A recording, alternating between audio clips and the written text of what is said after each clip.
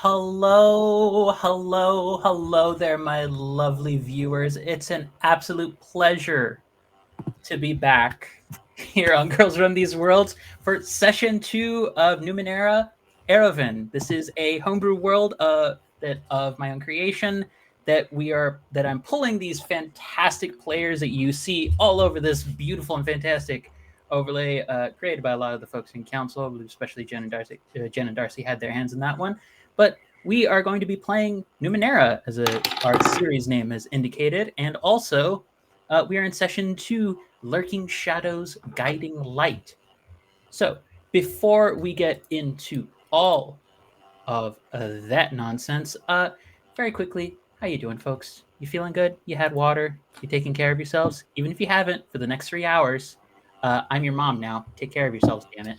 So with that, drink some water, get cozy, as I'm going to let our players introduce themselves here one at a time, just being who they are, their pronouns, and then their character, let's just say their character sentence and their character's pronouns as well. So I'm going to start off with the ever admirable Torin first. Hello, my name is Torin. My pronouns are she, they. I am playing Cadix, a ports and plug nano who talks to machines and is toxically positive. Very excited. Fantastic. We are at the worst incarnation of Cadix currently. Anyways, but you know who is not the worst and who is an absolute delightful newcomer to our table? Alex, why don't you introduce yourself? Oh, little old me. Hi, y'all. My name is Alex. My pronouns are they, them. I am playing Enoch, who is a mystical nano who possesses a shard of the sun. His pronouns are he, him, and he is eternally over it. Just eternally.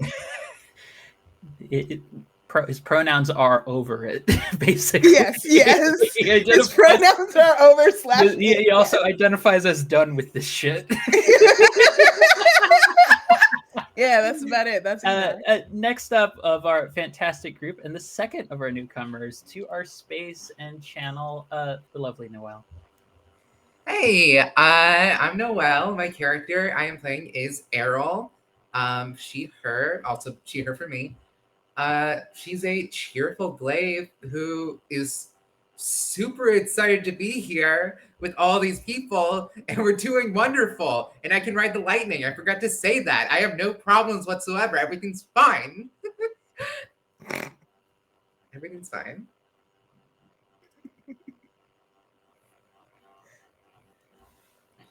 You are muted. Mm-hmm. Everything's fine. Everything is fine. Everything is clearly fine. We're all one happy group. But no, Noelle is as neurotypical as the rest of us are. But you know who is not typical for the level of delight and just mischief and little quirks to her characters that she brings, the lovely Vivesha. Vivi, why don't you introduce yourself? Hi, I'm Vivi. I use she, her, as does my character. Her name is Jinx. She is an intelligent Delph who explores yesterday. And she is basically your uh, most average middle school English teacher after her midlife crisis. That's basically her. It's honestly, from what people have told me, what happens during a midlife crisis, going off into a long forgotten and lost temple in which technology from many generations ago is suddenly becoming active again. Sounds pretty accurate from what I understand. Being nosy. The nosy part. Oh, that's just that's not a character. That's Phoebe. But no, in all honesty, folks, it's a pleasure to have this group here again, and I am nothing but excited as I'm staring at chat and seeing. Oh my God, Chad! Hello there, Evil Disaster GM. It's nice to know you get to see another Ride the Lightning player in our game. Lovely to have you here in chat with us. But so that we can jump right back into the story, there'll be some things at the end of the stream that I'm going to get into as nice, delightful sneak peeks for what's coming up, especially this weekend, as we're going to be having a premiere of a new series, which may or may not have another one of our current players involved in that cast as well. But with that out of the way, with that as a nice little thing to look forward to at the end of this session, we are going to jump into a quick recap and then bring us back into the world of Aerowen. So our group, which is kind of a motley, weird group of just folks who are plunging their way downwards to investigate the land below, the literal land below the floating world and islands of Aerowen, where various elementally attuned and aspected regions have just been above up in the clouds for generations. People have kind of lost track of how long it's been, but they've generally sort of assumed it's been a while. It's been a while since really anyone's ever even seen ground level. A massive fog bank has tended to be the sort of outer barrier and cover for the land below, but it's recently pulled back just a bit, and the initial groups who've gone to investigate have not come back, or rather, those who have, well, no one's saying anything. The scant group of people who've come back, no one really has said anything about what happened. So our group has decided to go and investigate, each for their own personal reasons, whether motivated by finding a mentor who helped get them into the whole delving and scavenging business, someone who heard about this place in a dream, someone else who may or may not have an ultra destructive item of power attached to their arm, and they're currently trying and not doing well at hiding it. That is a face of pure evil over there. That's not even the character face. That's a face of Noelle being pure evil. And one who just really here to just find new stuff. And if it's not fun and enjoyable, we'll just forget about that. But as our group has made it to this massive, ancient structure that basically seems as though it was built more for giants than anything else, with rotating, it seems to be kind of like boxes, cubes and such, just sort of shifting in and out of place the way that like a Rubik's Cube kind of alters, slides, and shifts over into different slots. The group has already seen some of the terrifying creatures that are present here in the land below in the form of a stegosaurus that had tentacles coming out of its spines, a water serpent, and also have been probing into the secrets of this place, some of the technology, the Numenera that is here, and finding perhaps odd connections to their own histories, some of which maybe they're not ready to speak about just yet. But as Enoch has just finished looking through a strange physics-altering, basically hole in the floor of this main opening room, imagining peering his head downwards and seeing a vision of himself just kind of floating, like swimming through space, while anyone who's looking through the hole seems to see him, whatever or whomever is being looked down there, almost like they're in reverse, staring back up, or their feet are right there, even though when they're looking through up at there, that's not what they see. Enoch has decided not to tell the group, to my last count, about the full extent of what he just saw and imagined. And that, in this opening room to this ancient structure, is where we pick up, folks. So, Cadix, you've had your experience with the technology. Jinx, you've done your first initial rooting around and finding some stuff. I believe I said you had an image projector of a certain level last time. Yeah, but we had to leave that behind because we ran. I Yes. can actually snag onto that. That's true. I think actually I ruled that you were able to keep it, or you can decide if you want to keep it or not. I think the limitation was the number of ciphers anyone was able to hold on to. That I think might have been the actual limitation. Not that you couldn't hold on to it. It was just you got it, and then a stegosaurus showed up. Then we ran, and I had to use one of my ciphers to. Oh, you're right. So yeah, I think trap them. Yes. So you did leave behind. You did. It's the other fun note that I'm glad my players remembered. They trapped the stegosaurus in a density orb with a water serpent. Both of them pissed off. We'll deal with that later. Yeah. Have fun. That's a future group problem, not a current group problem. Yeah, it's like what, 8 hours, 10 hours? It's a, you'll be fine. You'll be Yeah. fine. One of But them be dead. but your group finds yourself in the middle of this main sort of like antechamber leading into more of this area.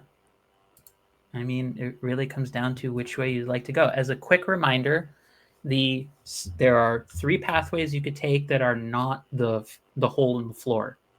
The center one seems to have faint bits of light emanating off from far off in the distance. The right room seems to have, it's almost far away, like tessellated patterns of geometric shapes and various other things just depicted along some of the walls of the hallway. And then the left side appears to have what seems to be a variety of different statues lining the hallway on each side that are composed of ruby shards, amethyst shards, jade, and smoky quartz. I know that normally, find the way is only if I use my effort with a navigation task, but can I actually do a navigation task to see if I can apply an effort because I get a free level if I do make it? I'm going to say yes, but before you go through with that, I'm going to say, first off, what are you trying to accomplish here? And then I will set a difficulty related to that. And I want to figure out which way to go so that we can get to the core. Okay. Because they were talking about more research sites that probably this computer knows. And she wants to know that. She wants to know that very badly. Okay. Because even if we screw up here, there's more places to go. Yes, that's true. So I'm going to say this is extremely difficult. This is not a place you have any real knowledge in.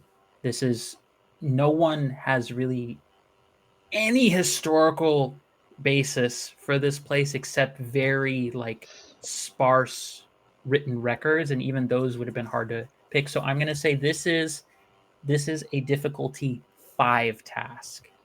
Okay. So this is a really difficult one. Okay. Remind me again, that means 15, right? that means so in this system, it's a d20 roll.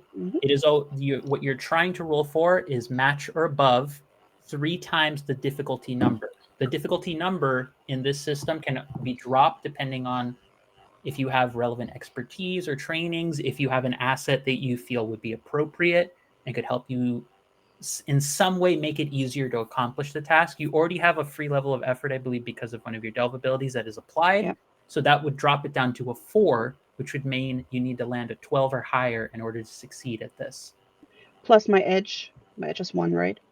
Your edge is 1. Your edge, if you were able to, edge is what reduces your overall cost for certain tasks. So if you have, the edge is an overall like buff to any person, to every character, for their specific thing. So if someone has a speed edge of 1, then that means if they spend for things, whether it's abilities that are speed related or they're trying to put in an effort for a speed task, it'll drop the cost. It only applies once, but it's always active.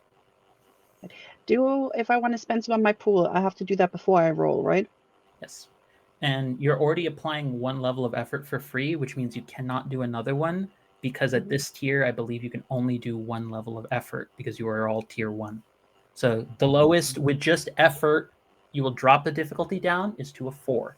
If you feel you have any other training, or if someone else feels as though that they can provide something to help you, then I would consider it. Yeah. Are you saying this out loud to us, Jinx? Yeah, she's like, gotta find the way to the core because that has the stuff. I mean, she's specialized in. Can I help? Knowledge, survival, Numenera, perception, navigation. I know she's trained in navigation. She's trained in navigation, so that'll drop it to 3. And perception. I would say, yeah, I would say then I think this is more of a specifically a navigation task, so I think it's fair to say only one of those can apply because this Yeah. isn't just about seeing. This is of specifically about figuring out. Like, there's a difference between seeing a map and then interpreting a map correctly. I think this is more of an interpreting, so I had to let one of those, so that drops it to a 3. So you need 9 or above. Okay. Cadix, if you would like to help, here's what I'll put down to you. I will give you, as a way of helping, Mhm.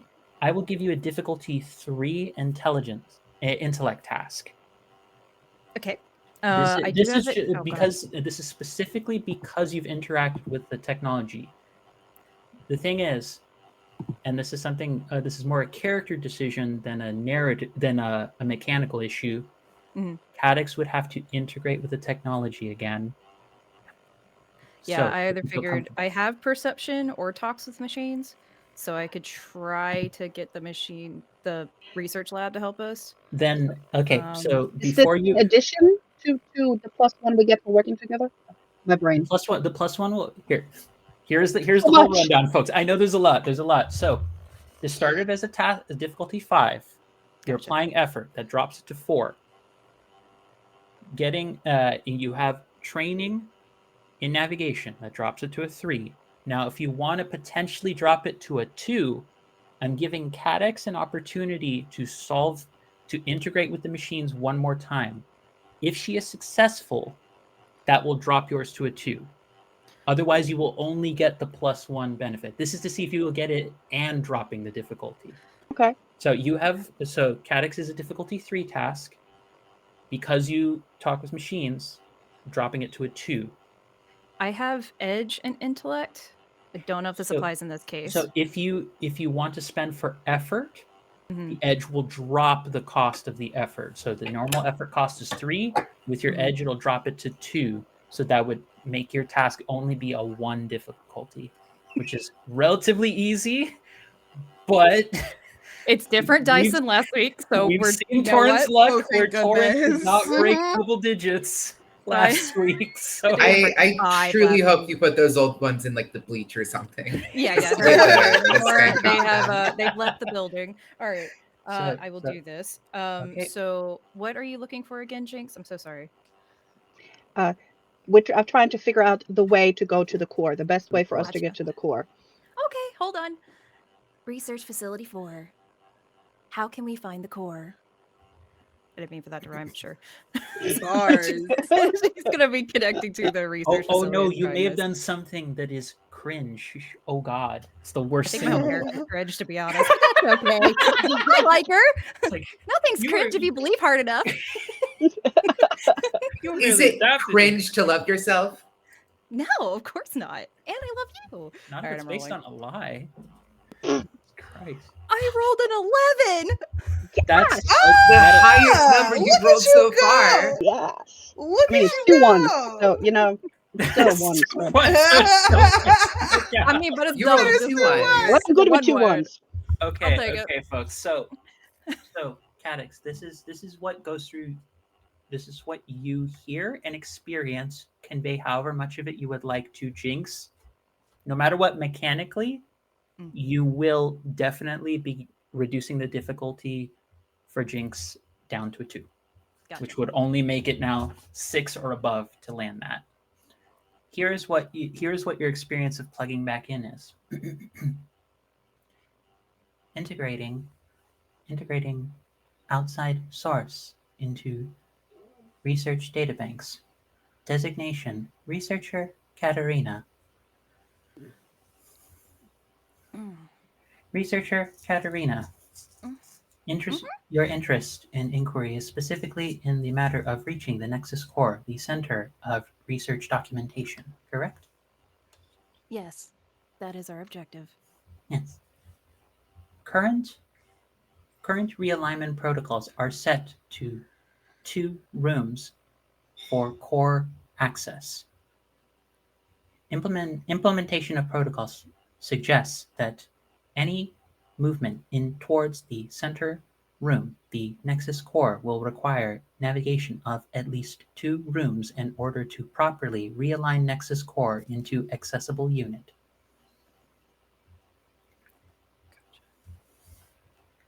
must they be at the same time? Designation, researcher, Katerina. Inquiry taken in by proper protocols. No, one can follow after the other. No need for splitting of party or anything of this sort is required. Understood. The GM is telling you, please do not fucking split your party. I'm gonna head out over here, guys. Or this will I become heard the computer say party, and I was like, "This is Deus Machina. Come on, roast in the machine." I think what y'all hear from Cadix like, okay, just making sure. I mean, I have full faith in everybody. Designation, researcher Katerina. Are you interested in family connections or spousal conditions? Is this flirting? It feels like it. Blood Processing. daggers. You must be mistaken. I have no such connections. Please, give further instructions. Should we do one room before the other?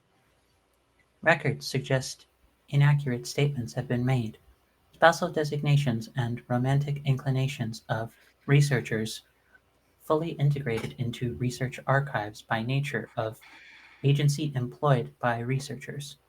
Past Snoopy. partners and other those affiliated of a romantic nature were put in by designation researcher Katerina. And then you see the voice just gets distorted, like when a voice gets extremely robotic and you can't understand it. It seems as though some of its own records are a little like fuzzed Fuzzy. out.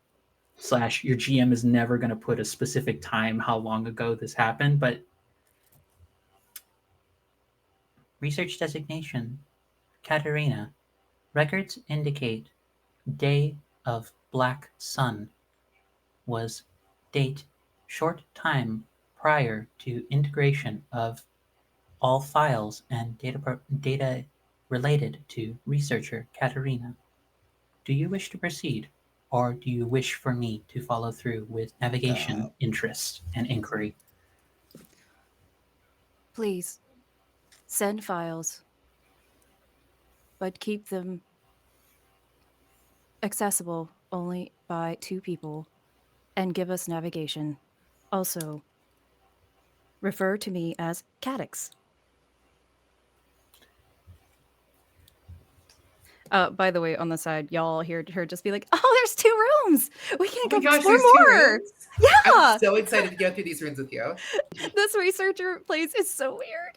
I'm gonna kill It's it. so Just right at the end, murderous Cadix emerges. yeah. Do any of you all hear like a voice just chanting in your head, like kill it, kill it, kill it? It's like this place is wild. What's strange? Maybe the researcher needs to go. Give Design- over protocol. Designation, researcher Katerina. Information to be re-encoded. Designation, researcher Cadix. Welcome to Research Site 4. Navigation protocols are now in effect. Information is now available to you. Thank you. So, Vivi, you have support from Cadix throughout all of that. Feel free to roll. So this is D20. It is only a difficulty 2, so you're looking for a 6 or higher, and you have a +1 in this roll because you're working with Cadix. So that's your All By the way, I roll. think she's twitching a little bit. right. I think I'm going to add 2 from my pool. For what? What do you? Oh no, that's abilities. Never mind. I just thought I could add to this. Nope. No. Ignore me. No. If y'all were spending, you could just spend from your pool to increase the result. This game would not work because I know the people would be like, yeah, I can just like drop myself to like 2 pool of everything. And then we're just gonna rest for a little bit. Exactly. Yeah, we'll break it. All right. Here we go. All right. Okay. So, looking at the ground, looking around, trying to see what it is. I cannot have this sitting anywhere. There. I think Cadix is like over your shoulder, like there. You can look here.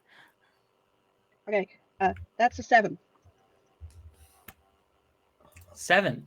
Oh my god, you just Oh my, you needed all of that by. to get it. Yes. Christ. This should With indicate barely that anything to even when you spare. put everything into it, sometimes it's that tiniest little bit, but that does it. Vivi, the information that you get building off of the protocol that that has been implemented, that Cadex is now facilitating, suggests that any combination of these rooms, of 2 rooms that you go through, will reorient the entire structure and place the Nexus Core room in front of you. So the way that this thing works, and this is a thing that I'm going to give you, that both of you get a sense of through very different means. Vivi, this is through interpreting just that much of the physics in this place don't make sense, but you're used to things not making sense because you work specifically with material that is nonsensical to the contemporary paradigm of understanding. Whereas Cadex, you have just a direct layout of this. The rooms, there are doors separating each of the rooms when you reach the end of that particular room that don't, like, if you were to walk back through a door you just went through to enter the room, you would not end up necessarily back in this room. You might end up in an entirely different room. The rooms, the moment anyone even remotely goes into them, start to shift around and re-alter the entire nature of this structure. This antechamber is at most the only thing that stays consistent. Like, it's basically the equivalent of saying the front door of this house stays open the same exact way. Everything else about it just always shifts. But any 2 rooms will let you get through it. And you know what? I'm going to give you another bit of information. I will give you a rough outline of what to expect in each room because this was such a difficult task to get through. The rooms, I'll give you the names of each of the rooms, or the shorthand for one. One, the center room is called the light room. It is based around the manipulation of light and shadow across various murals and installations. The left room with the statues is referred to as literally it is a statue room where various depictions of past dances and forms of combat have been displayed. For anyone who is wondering, yes, it is basically the dancing dragon from from Avatar: The Last Airbender. It's basically an entire form of either a dance or a fighting form depicted. The room constantly shifts it, so it's never the same form. But the thing that stays constant is that it's statues depicting it. And the right room with the murals, there are a variety of different tessellated patterns, and this place is known for very much manipulating light and sound to change something about the way the murals are depicted in order to progress. So essentially, you have the template for each room is statue, dance/combat, light, dark, fragments, murals, sound, and light. So any of those could potentially. So what you will see, you will see Jinx, talking with Cadex, and they do the because they worked together before, and then she will start looking, with her trying to figure out and mumbling. It was moving from the outside, and things get moving, and I think the inside moves too. All right, we can, and then she starts pointing. We can go look at battle dance statues. We can do a light and shadow room, or we can do a light and sound room. And then look at we can do dancing. Well, it's more combat, but I mean, we have to do dancing, right? Cadets, you're with me on this, right? I don't know what dancing is, but let's do it. You don't know what dancing? Oh my god. No. Okay, so we have to do the dancing one. So Of the course. dancing room, yes, but also I think we should do one of the light. Well, we have to do one of the light rooms. But anyhow, I possess a shard of the sun, so I think maybe that could be helpful in the light rooms. Right. Well, You're yeah. Well, literally then the let's coolest person do I the know. statues first, because you know what? We can hardly hold the shiny back over here. It's like Let her get her wiggles out. I am so that we literally can go like and do the next walking thing. towards the room. Yeah, I was like, Caddix already gone for the record. Once y'all said that room, she's like, okay. Okay. And Well, oh god. go ahead. I was just gonna ask while we're walking, running, leaping, whatever it is, going towards there. I'm gonna try to search the tags in my memory for Day of Black Sun. Do I return like a number of tags related to Day of Black Sun?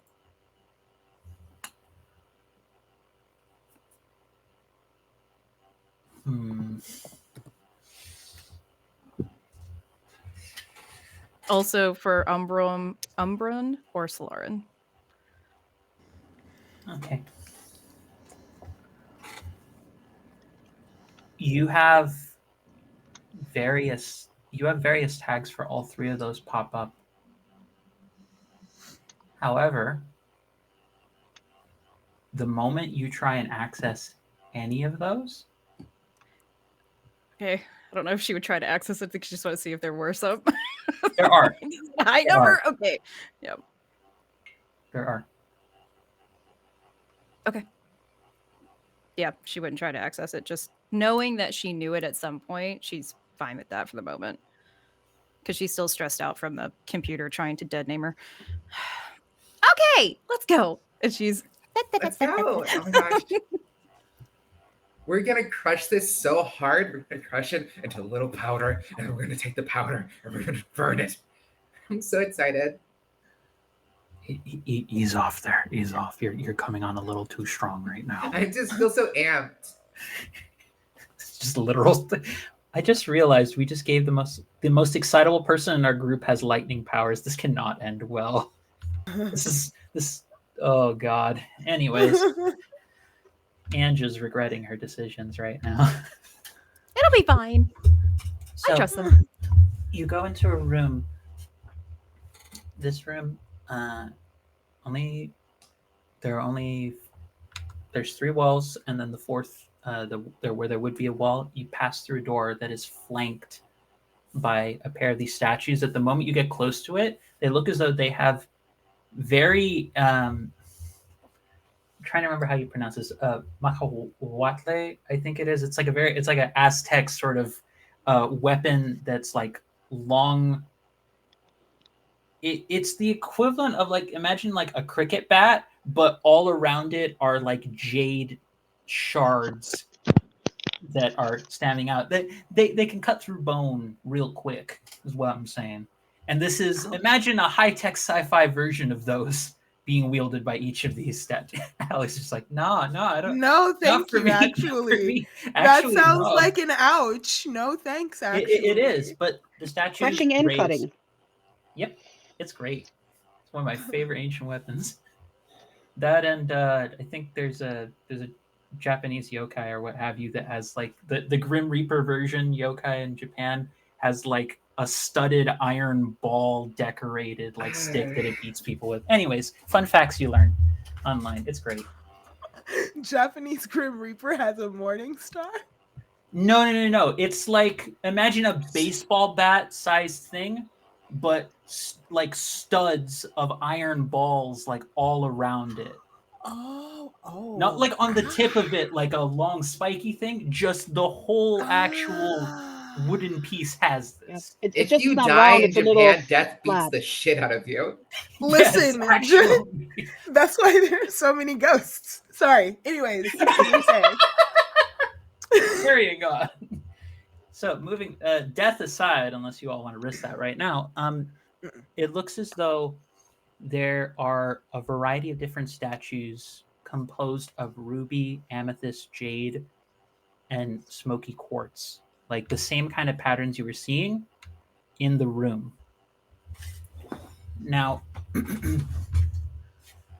there are three walls, each that have a different pattern that suggest arrangements of movement, of a different order of movement that needs to that happens. And the center of the room, where if you imagine it's the center of the room is a cube, and then like a smaller cube inside of that.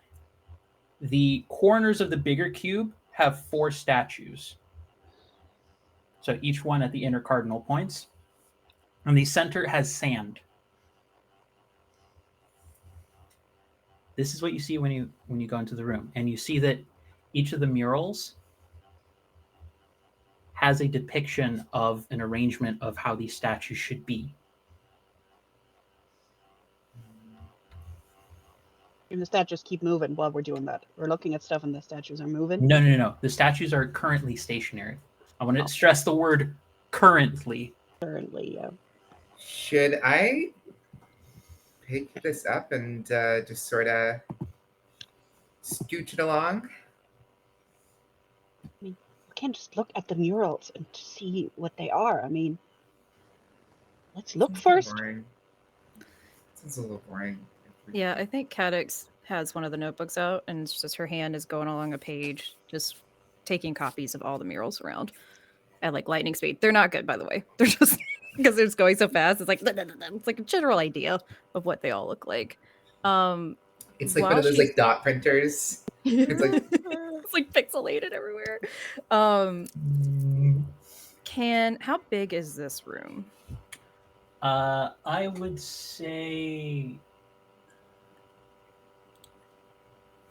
Trying to think. I'm thinking. Let's start with like a cafeteria room size, and then make that about half.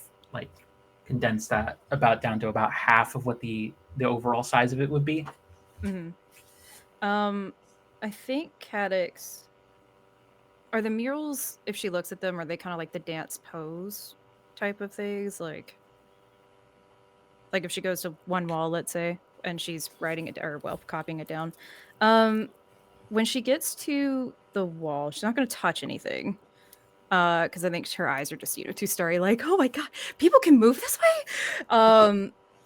I would like to use my ability to scan. So I gain pertinent info in 10 feet cube, 3 meter cube, including all objects and creatures. Okay. You spend the points for that from your intellect pool because you have the edge in that. That'll drop whatever the cost is by 1. Okay, hold on. I wrote down 2. Let me make sure. Yes, if your ability is 2, and then your edge will drop that down to only 1. Nice. Heck yeah. That's the benefit of nanos, is that they can do a lot of their abilities that are intellect based doing that. And by the way, this carries over from last, right? Yes. Okay, so I'm at 9. Yeah. Remember, your points do not refresh unless you specifically take the time to rest, which starts at only an action, which is like 6 or 10 seconds, and then it increases each time you take that rest. Yeah. So yes, scanning one side of the wall. Hopefully I get most of it. But yeah, just trying to see pertinent information. Pertinent information. You see, in terms of information that you get, the following occurs. Okay. When you scan this wall, you see that there are actually there is a pair of, it almost looks like stone, but it's moving. So imagine metallic cords that might be used, or the kinds of cords that like a guitarist might use for their amplifier, like cables and such, but they have a stone-like texture to them. One looks like it has faint tints of red, orange, and yellow, and the other one has more like cooler tones, so sort of blues and purples.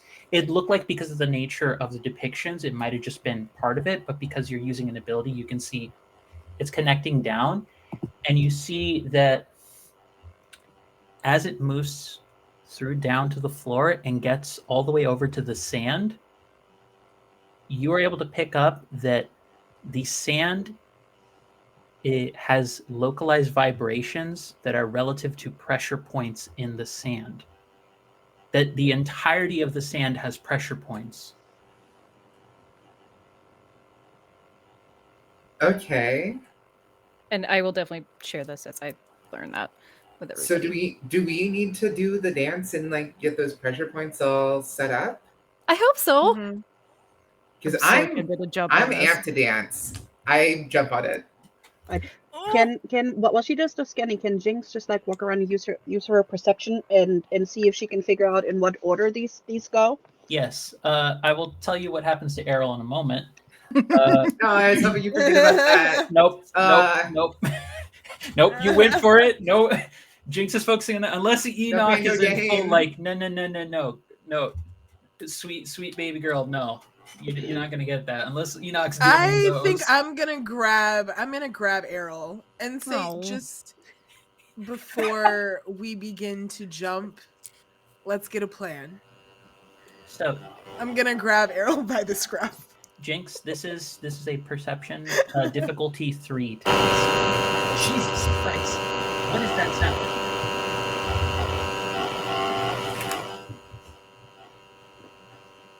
Hey, everybody mute their mics real quick.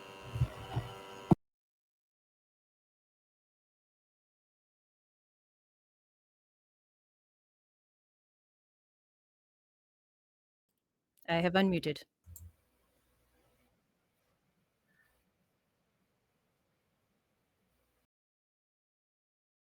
I have.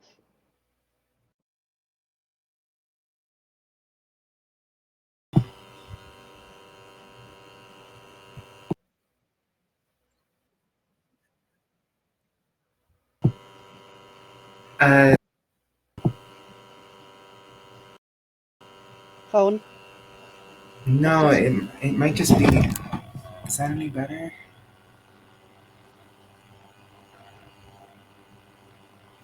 This might be an occasion where we should probably take a quick break. We'll be back in just a few minutes, folks, hopefully.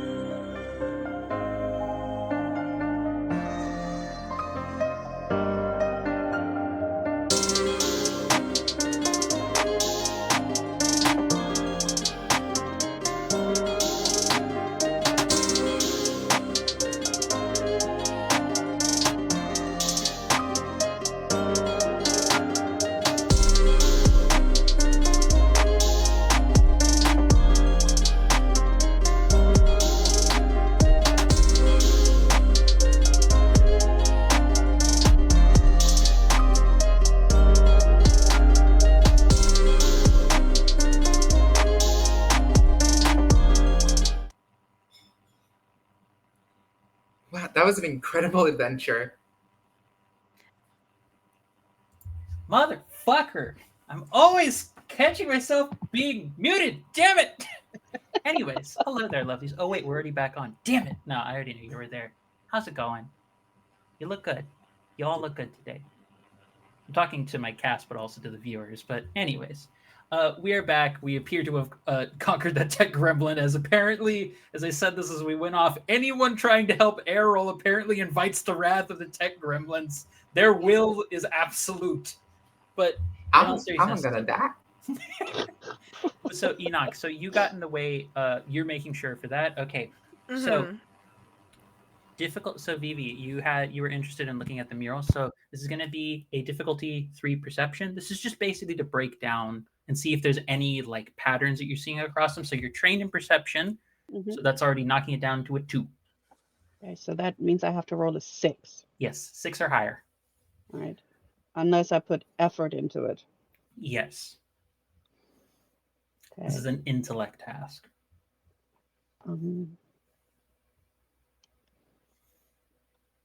So you said it's 3 points. No. It's 3 from your pool related to whatever the type of task is. So whether it's might, speed, or intellect.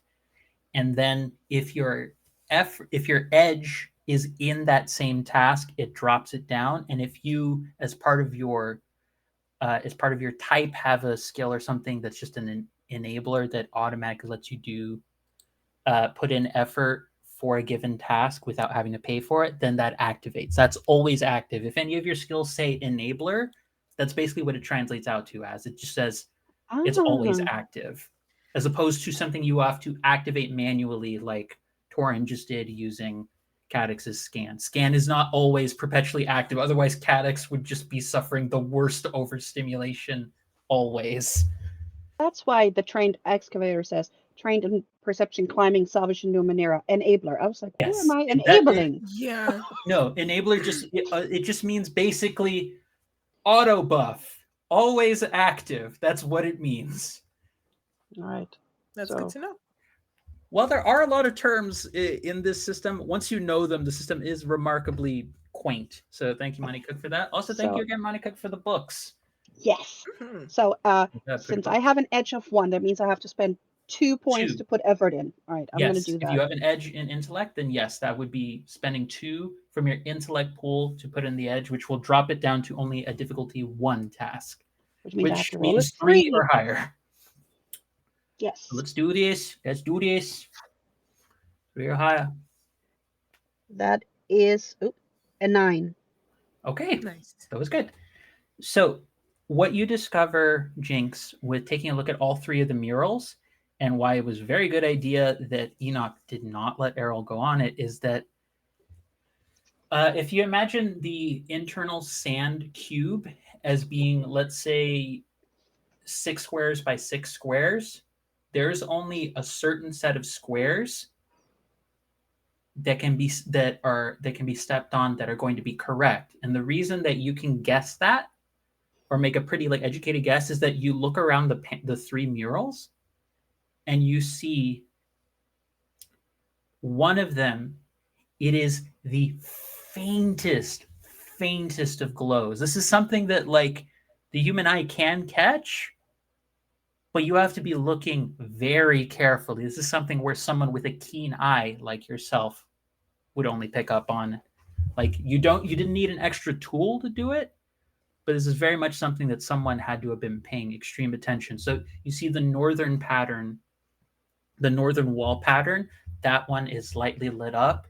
And basically the forms that would be employed need to be one specifically facing east on the northwest corner, one specifically facing west on the northeast corner, one facing southwest corner, one facing north southeast corner. And you get the sense that it probably has to be at the same time. Oh.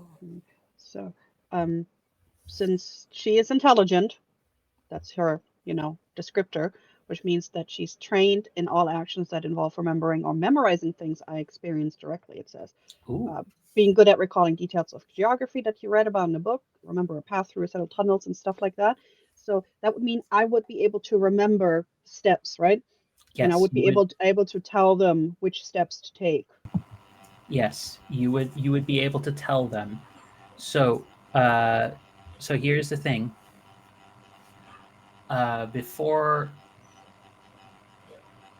You would be able to tell everyone to be able to do that without any issue.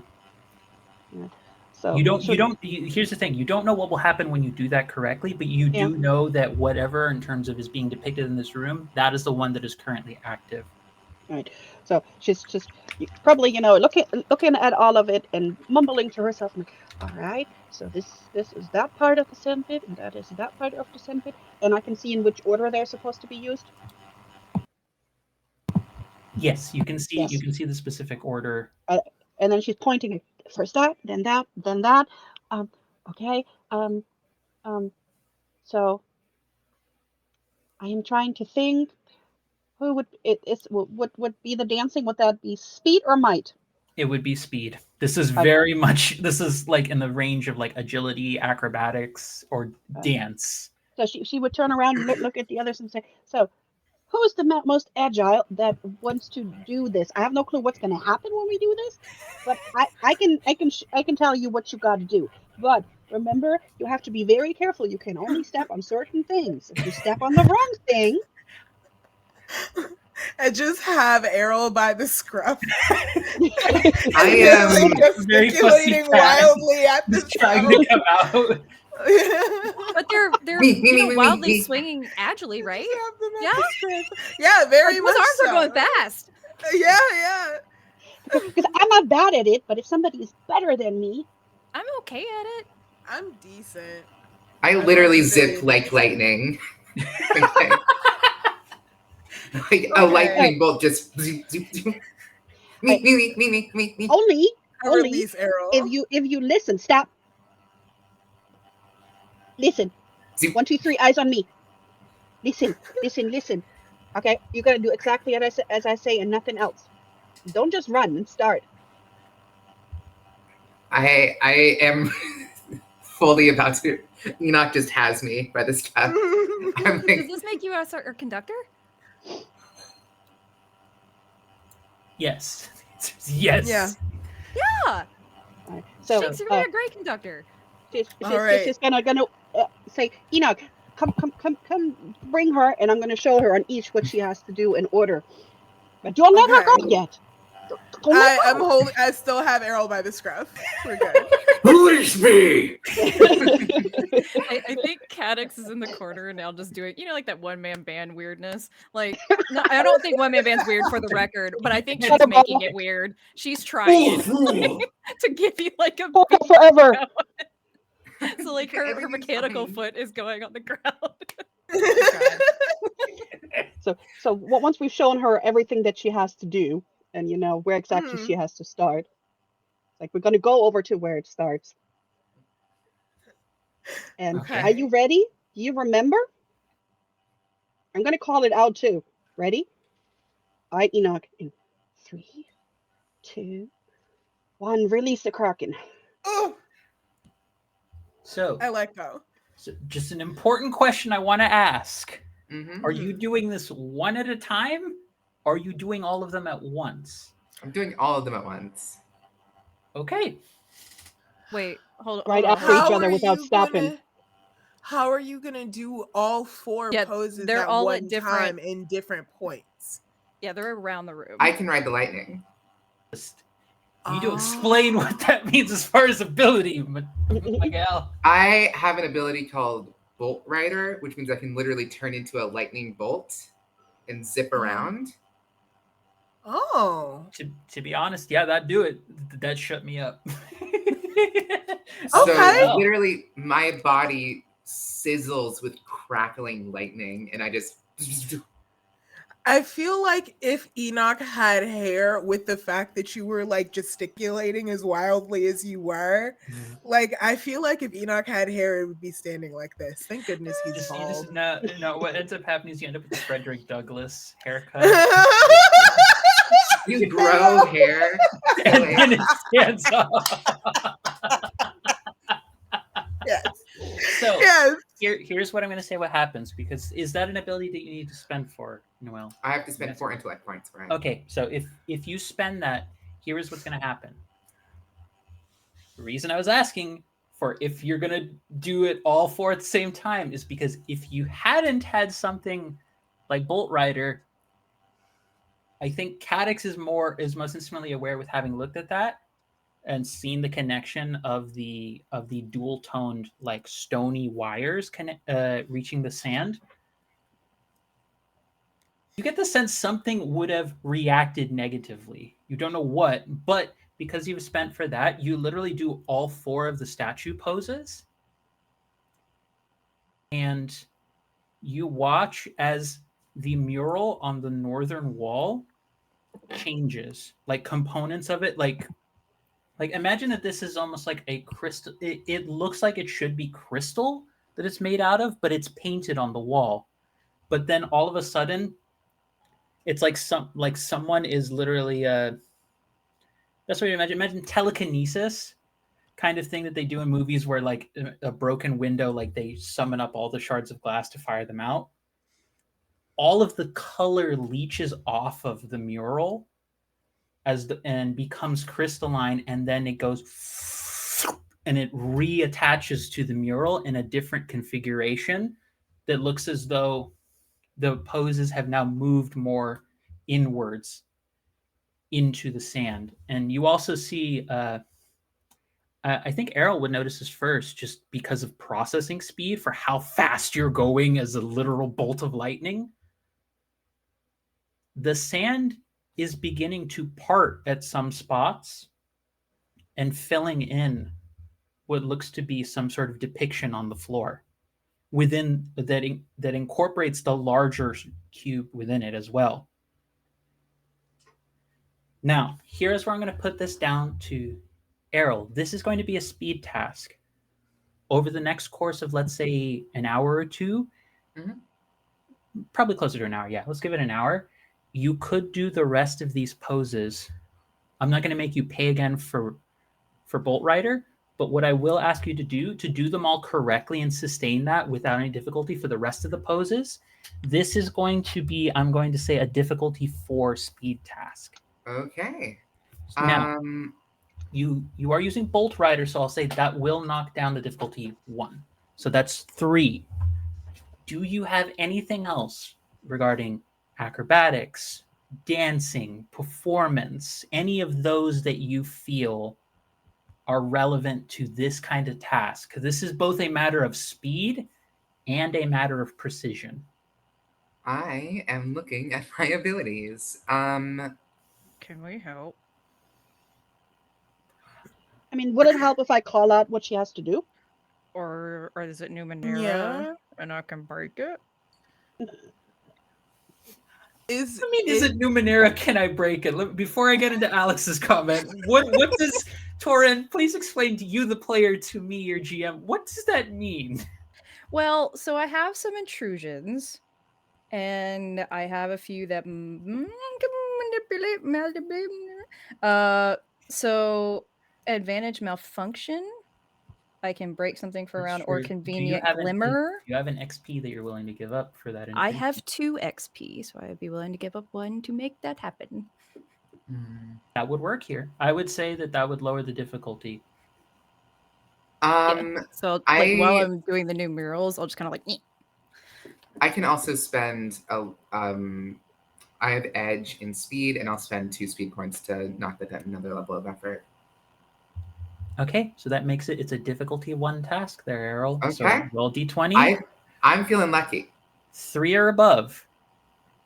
Okay. If you get below this, it's going to be very sad, because it's either a 2 or a 1 if you fail this. So that's a 5. That's enough. All right. You all did right. actually need the intrusion.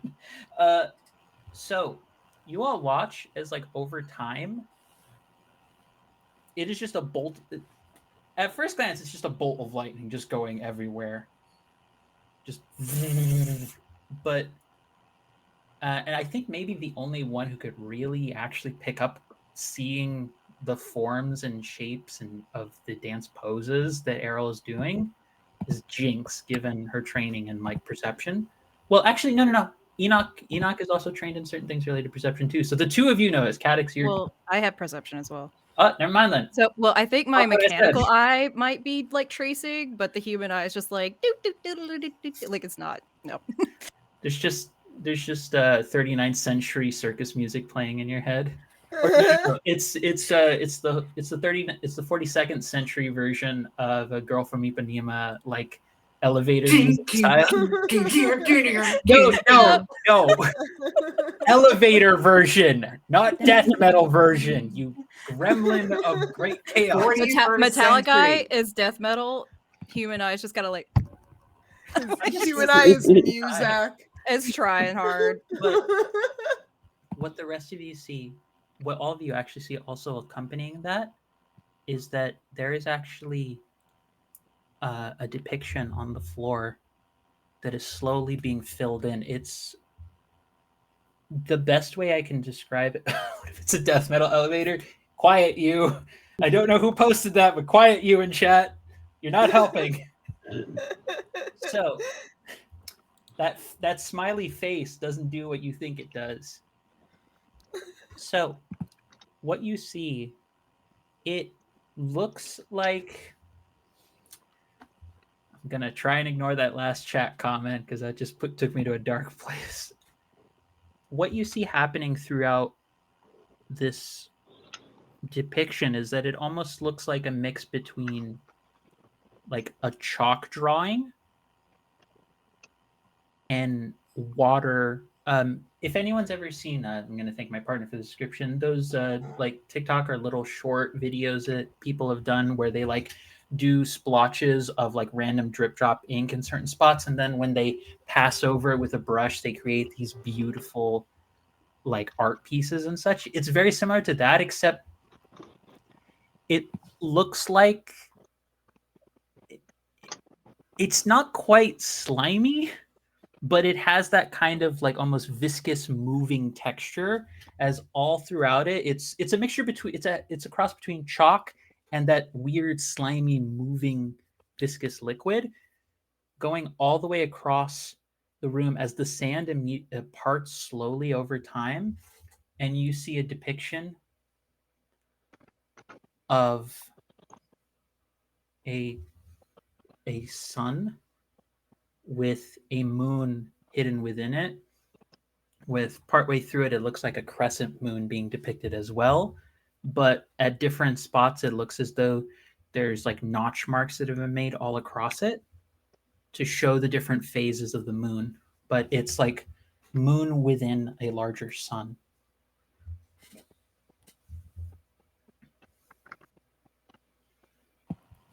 Am I finished? That was fun. Can we do that You again? did really well. That's Good really job. awesome. I don't think we should do that again, but you did amazing. Very good. Mhm. And just for the record, Cadix is trying to get all the mural changes, but definitely the floor, and would be with Jinx. Like, is this right? And trying to make sure we record everything for Jinx's memory and all of our records.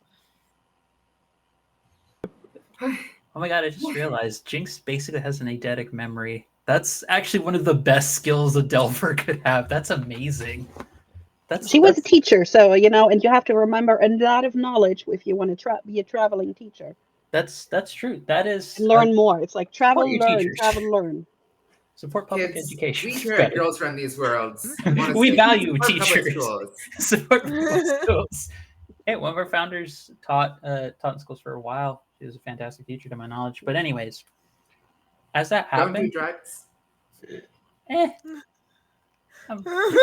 No And problem. on No, that, GW has Free no eyes on policy me. on That's a teacher drugs. thing. Anyways, the northern wall lifts up, and you see it is complete darkness going, like it is just complete dark where there once was a wall. But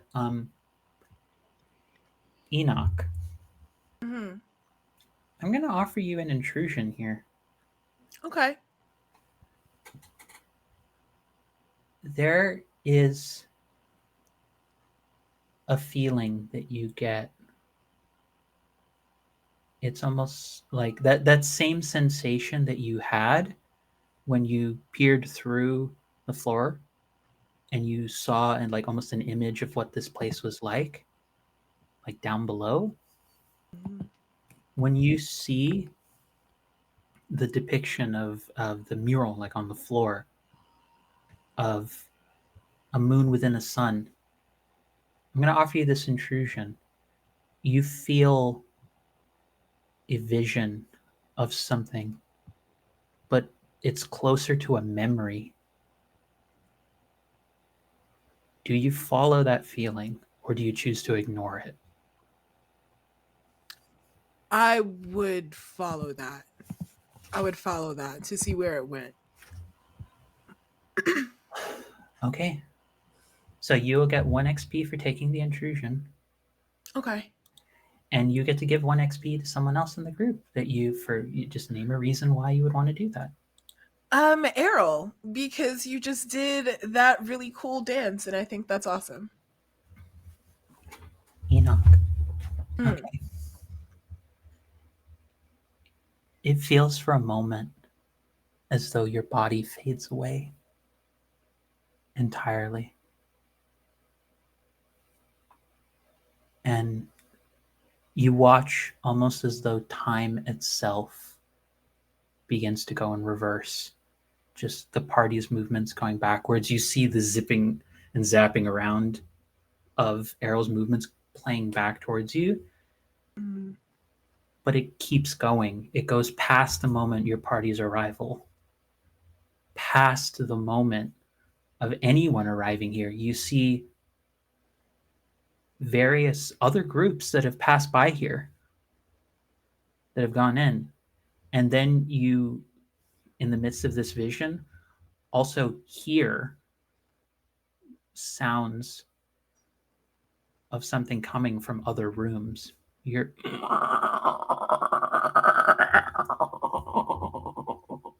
but but imagine that with a delay and an echo pedal on it. Like it's reverberating and vibrating.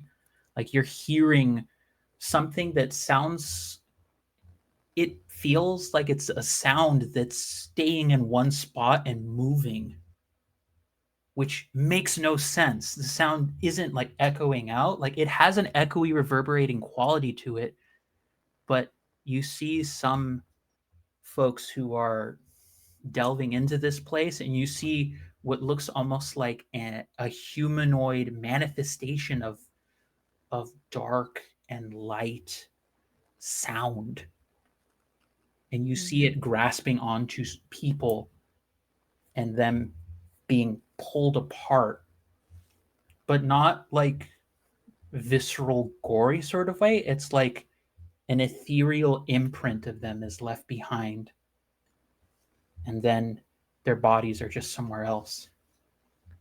Oh my. But you keep going back. Time keeps reversing.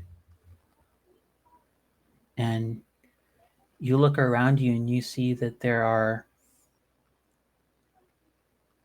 there's more people here. This place is vibrant. This place, you see that there are performers in the center of the sand that are performing different things. And the depiction on the floor, it goes through multiple iterations, dozens, if not hundreds of iterations, that the sand seems to fill in at one point, and then it disperses, then it fills in again and disperses. It's very, the best comparison point I can give folks is like a mandala. It has that kind of thematic pattern to it. But you feel in this moment, in this sensation, yourself looking at somebody who looks very much like you. Not an exact version of you, but an ancestor? Oh, what's up, folks? Do you say something? Yeah, I want to talk to this person.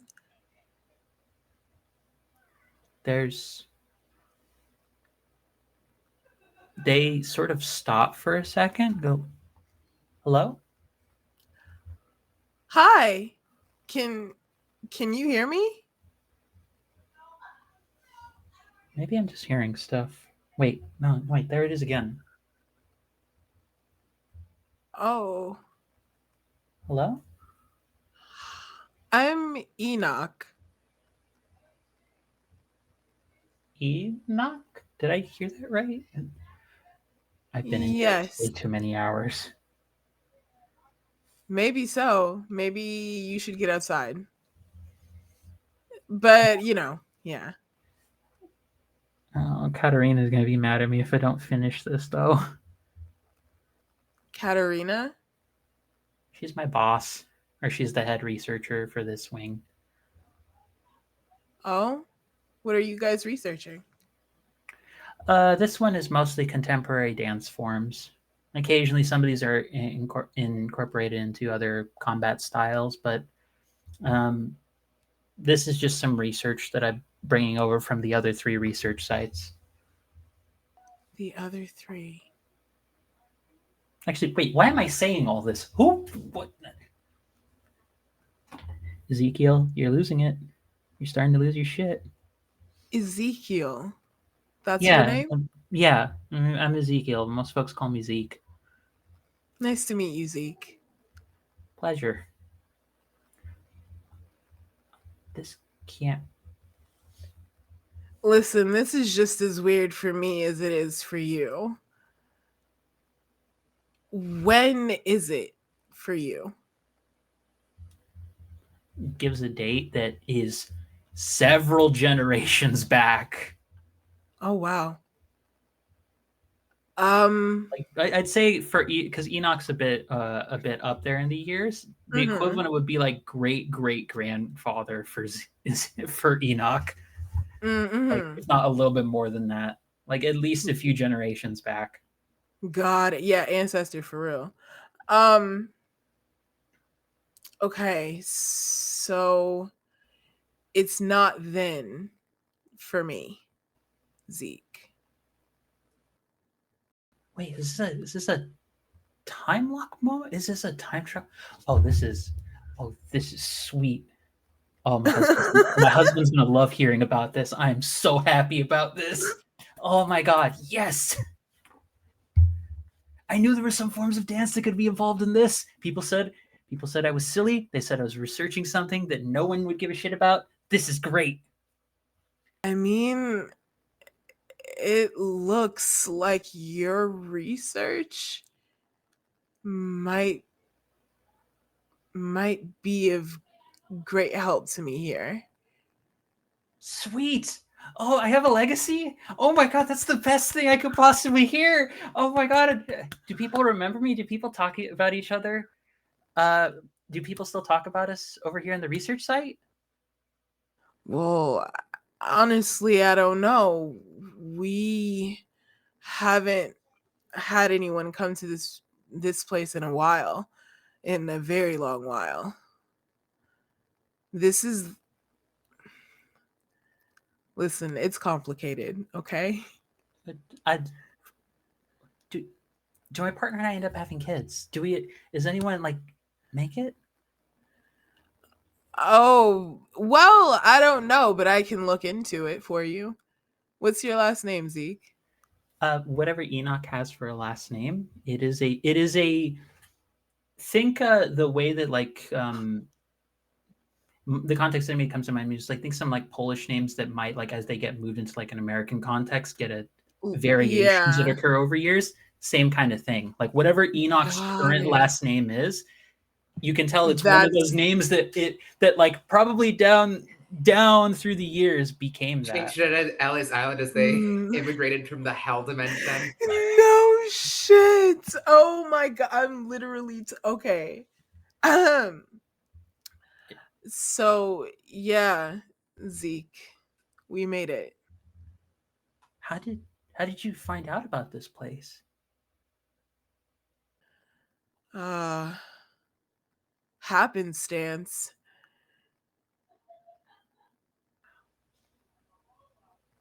Gosh, I have a legacy.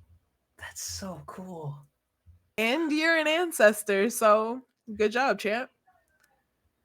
Oh wait, I think that means me and my husband end up having kids. Oh, we were thinking about it. Oh, well, maybe the time is now. I don't know. No Oh my pressure. gosh. Whenever you're ready, you Oh my know. gosh, this is so great. And right as he's getting excited, you see another individual walk into the room who looks remarkably familiar to you. Who looks like Cadex. Is that Katerina? Yeah. That's my boss. And you just hear Katerina, the individual being referred to as Katerina, uh, have a while you can tell the phrasing is trying to be kind of nice, has a very almost like tired kind of tone to her voice. It's not quite jaded, but it's someone you can see the starting points of that happening. Mm. You finished with everything here, Zeke? He's like, yeah. I'm all good. I'm all good. Yeah. Um. So I might have some new research that I need to look into. It's like, well, we'll get working on it once you finish whatever you're doing here. Okay, I think I just interacted with one of my descendants. What? Zeke.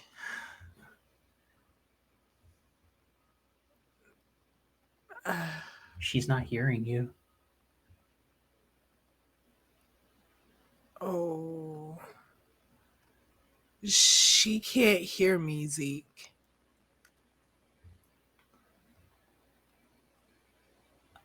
Look, it's gonna sound weird, but I swear I can hear someone who says that I'm their ancestor here.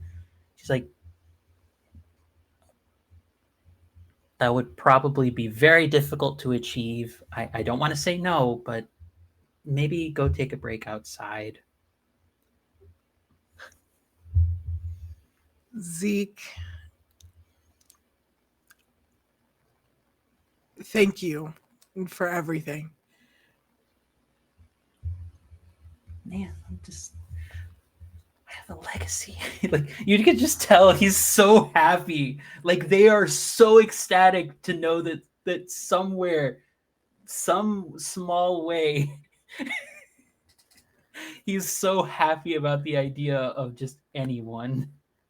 Yeah. And as you feel yourself coming out of this reverie, this moment of getting lost in that, you see Cadix looking at the sand, or rather, you see Katerina looking at the sand, because it is a different person in a way. See, that would there's no way that's possible. There's no way that can be the case. If that's the case, then there's so much work that we suddenly have to rethink. There's so many files that I need to re-encode and reorient. This could break a whole pair.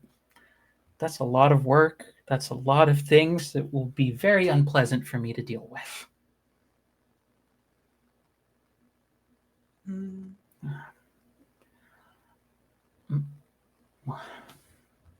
I need to find a way to cope with all this. And that's the last thing that you see.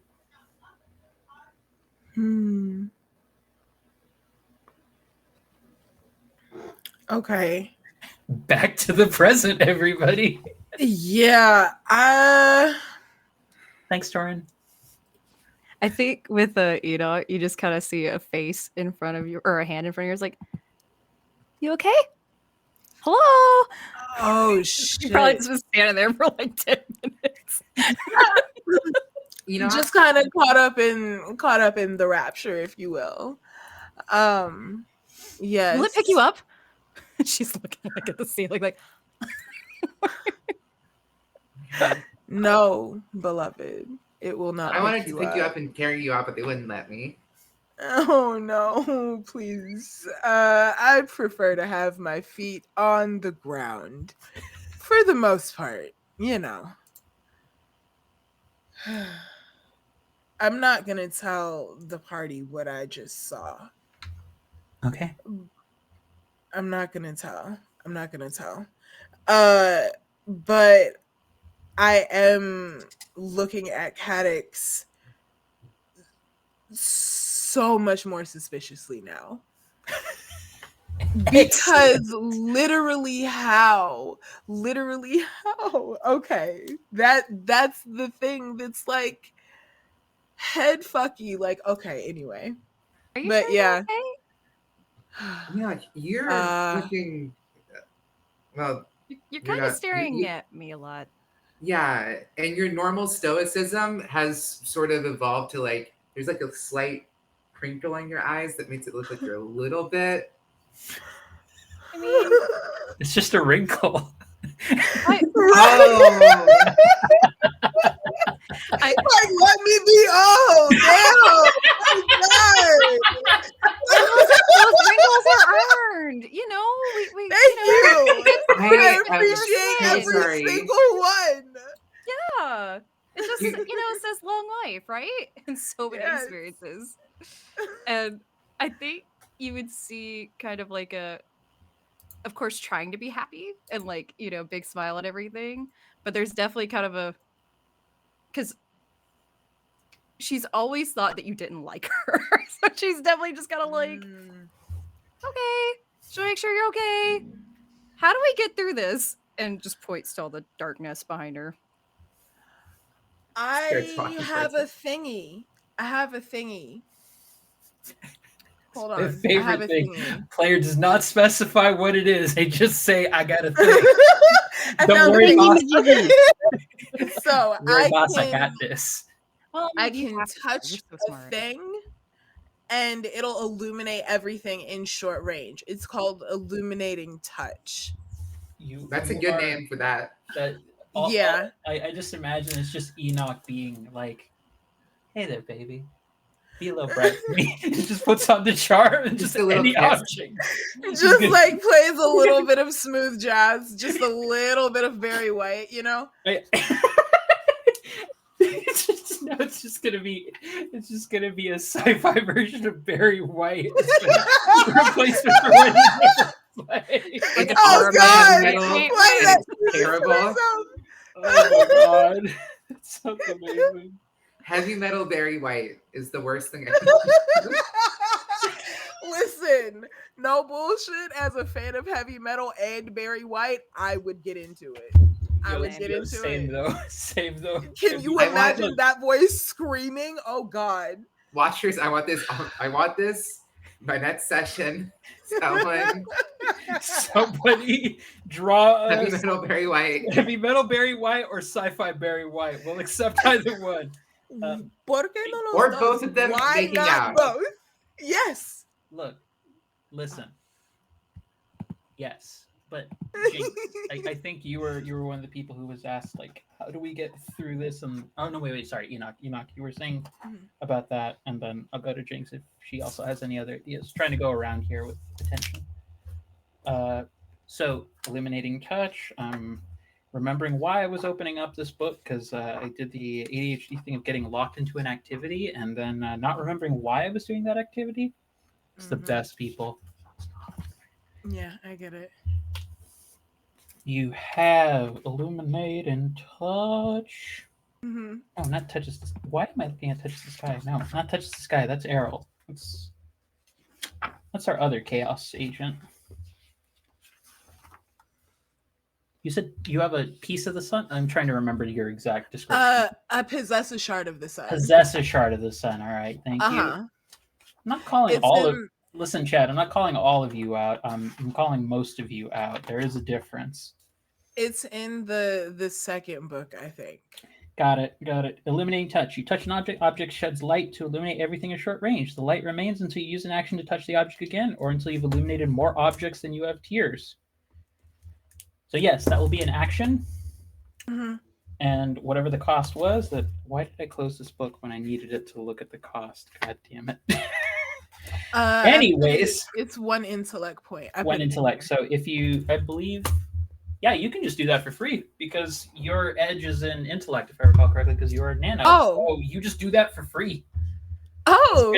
Edge applies to abilities. This is why certain combinations are really good in this game. I think one time I did Mystical Nano who exists partially out of phase or something like that, and she could just scan whenever because I made it with the build I had for her. That it cost her nothing to scan.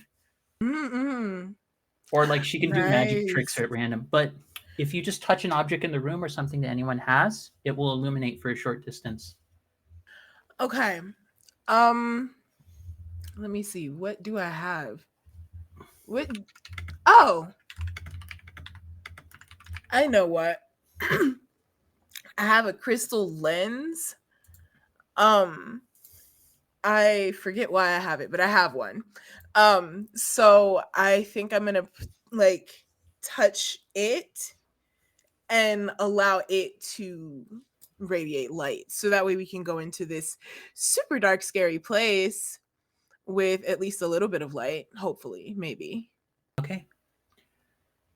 This, the moment you activate this, you create your own form of magnifying glass, and it is a radiant death beam. No, actually. Exactly the plan. Yes. As planned. Yes. So, no. Chat, calm down over there. Chat, you're drunk. Calm down. Anyways, what you see happen is that it's almost like a literal blanket of darkness that was covering over another pair of doors just gets pushed away. It almost seems to like detach itself from the doors and flap up, and the doors start to part way and open up into another room.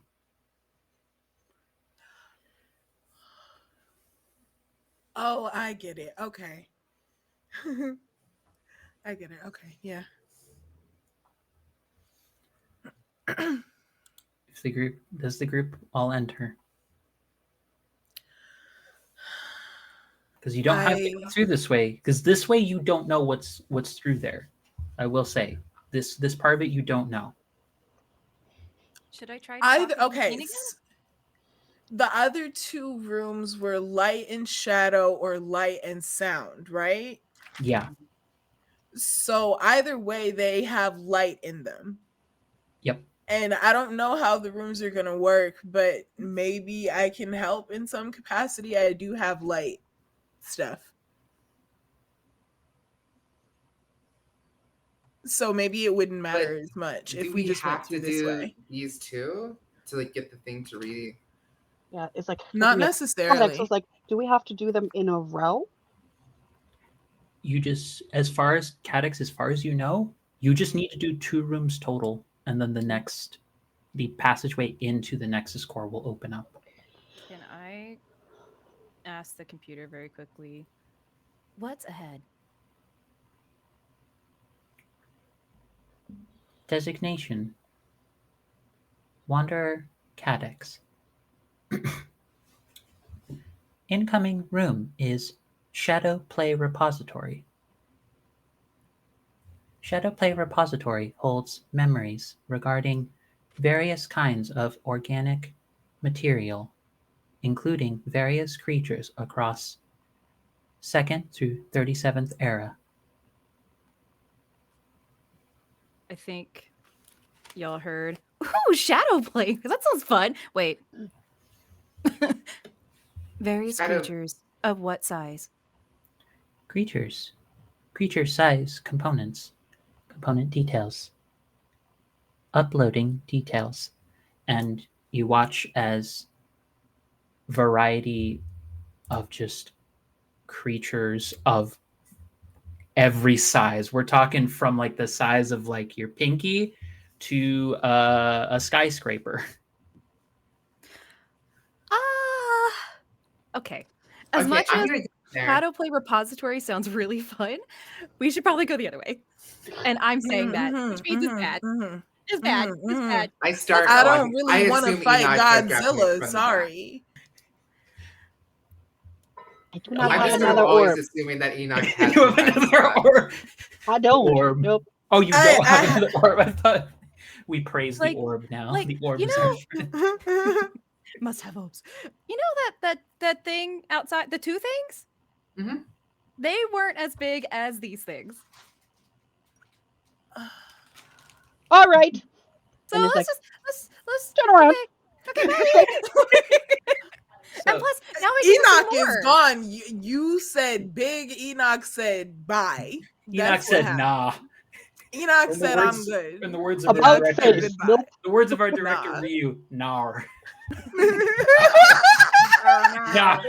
We've upgraded from nah to nar level. But like absolutely not. so with that being said, with the party having received a bit of additional information, Enoch in particular having a glimpse of a person in a way that he was in a past life, as well as who Cadix was in a way in a past life. That is where we are going to take our break, folks. We'll be back in about 10 minutes. Please reminder to take your meds, go use the bathroom if you need to, get some water if you need it. Water's important. It's the best way to moisturize the skin. It's just literally drink your fucking water. Otherwise, I'll know. And Yes, mommy.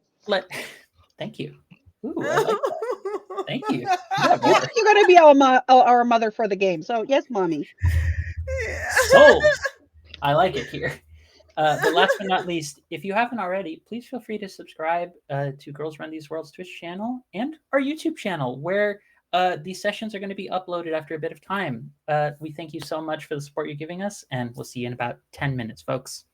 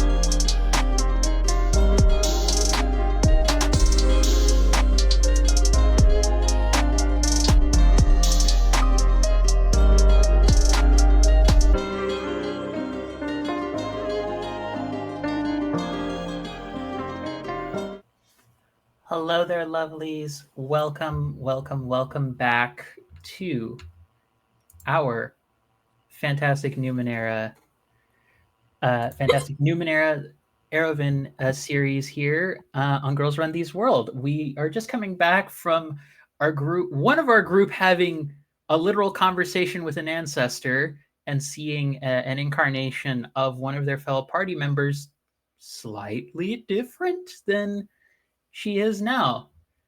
That may or may not be causing the player to have actual twitches. I don't know. It seems appropriate. That's But fine. That's fine. the group has decided to try and head back into the antechamber to try and see if they can get back to one of those previous rooms. So here's the thing, folks. Gonna roll a pair of d10s here real quick. This is great. I love Yep. this. These rooms change. Angela? It's fine. Did they It's fine. change? What's the thing, though? So Because we're moving. this It will moves be again. 10s,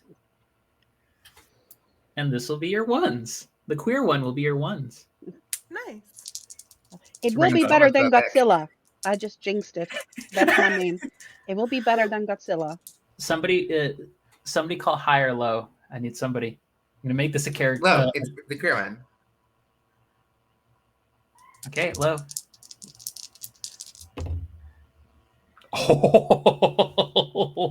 Don't laugh like that. Don't. What? I'm sorry. Listen, You- I do this all the time. I cannot stand when this happens to me. Oh my god! Okay. Let's go. It's fun. So you all start trying to head back down the hallway with all the soldiers made of various kinds of valuable like gems and minerals. You reach the end of the hallway and you end up back in the main antechamber. I think Cadix is skipping at this point, but I'm definitely not skipping. So the reason that I laughed was that high or low was to see you either had to get, if you did low, you need to be below 50. Mhm. High had to be above 50. Noelle said low, and I rolled 47. So that's why I went, oh my god. I don't know if I should have known. Okay. Oh my god. This is what you put your players through, Alex. You're welcome. I know. It's so worth it. It's great. It's great whenever it's not happening to you. You're correct. But you see that, again, the chamber looks just how you left it. It still has that notch in the floor where you could go downwards if you wanted to. And it has the two other pathways, and then when you look behind you, you just see the statues leading down a hallway again. All right. Can I peek around the corner and see if the other two rooms are still the same? Yeah, they're the same. All right.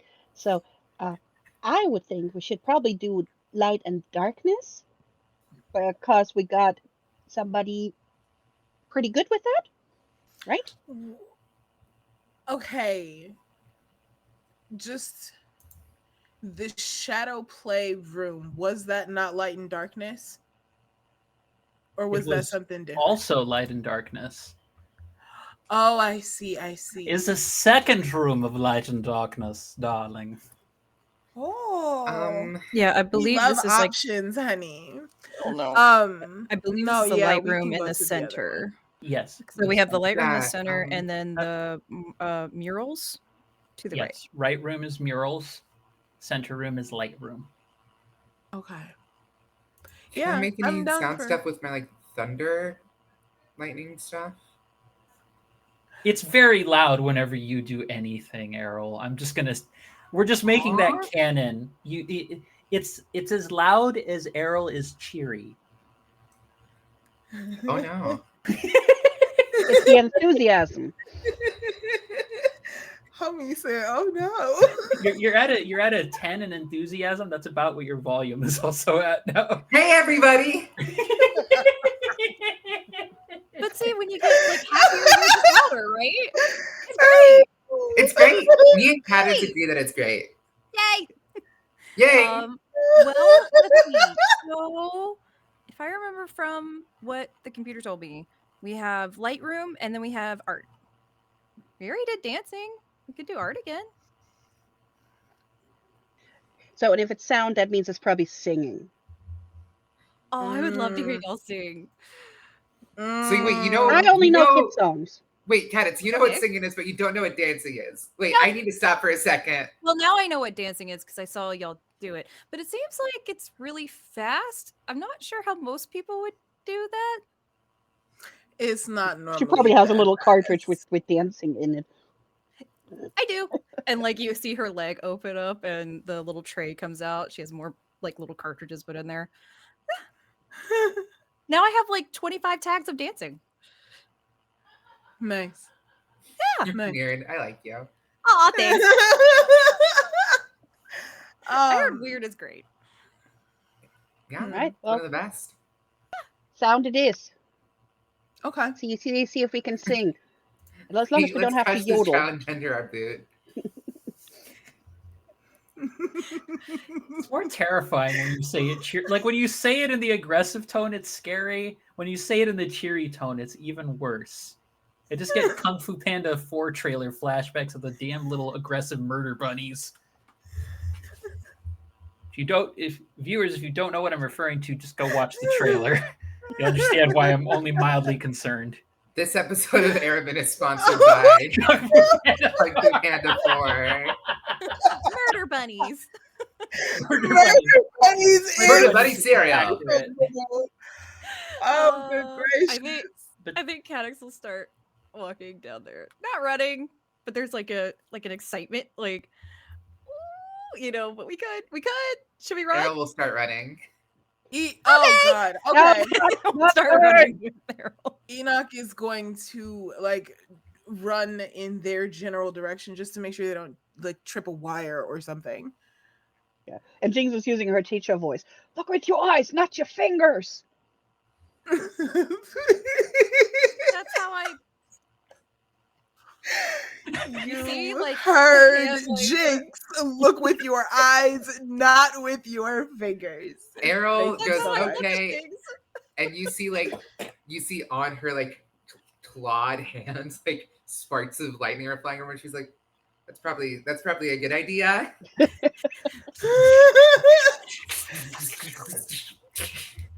That's the little kid's version of keep your hands to yourself. But so, as you head down through the right hallway, you enter another room. This one, there's a lot of detail to this, folks. So write down, I'm going to say it, and then if you need me to repeat anything, please let me know. When you enter, there are 4 pillars that seemingly are holding up a ceiling. Between each pair of pillars, 2 pillars on one side, 2 pillars on the other side, there is an arch. It's the first part. When you look up, you see that the ceiling above you is glass, or at least something that seems to have a very glass-like appearance through it. And there is light that is currently going through that, and you see that it's landing on the floor, where the floor itself has a variety of tessellated patterns, and there are these intricate deep blue hues mixed with all colors of the spectrum. Very much like a rainbow effect, but imagine it had like a cool not cool as in like socially acceptable, but cool as in like color range filter over the rainbow spectrum. Yes, Vivi. Tessellating? My German brain does not know that word. So think, you know how like puzzle pieces have kind of like the slot in effects where they have like different little shapes that kind of like fit. Oh, and they fit into each other? Yeah, think kind of like that. It's just more like a variety of geometric shapes instead. So like a rhombozoid, a cube, a triangle, a square. Like there's variety of different geometric shapes. So that tessellation pattern, tessellation just basically refers to them having almost like a pattern of that slotting in repeated over and over and over and over. Okay. It's think very much like a not Sistine Chapel. Think like glass windows that like are in churches. I like that have stained glass. depictions. Stained glass. That's what I'm looking for. It has think something akin to that. That's the best way to imagine it. Now there are 2 sets of murals, one on the left and one on the right.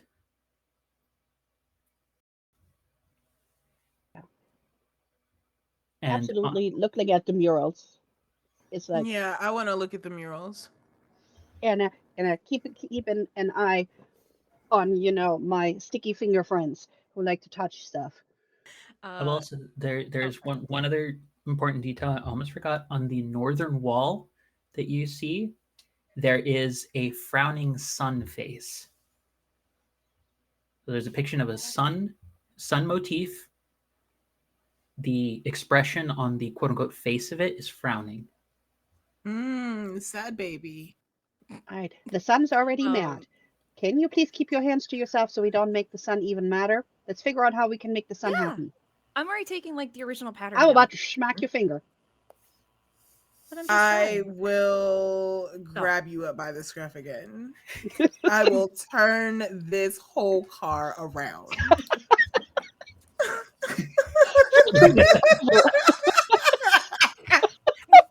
I like the adventure car.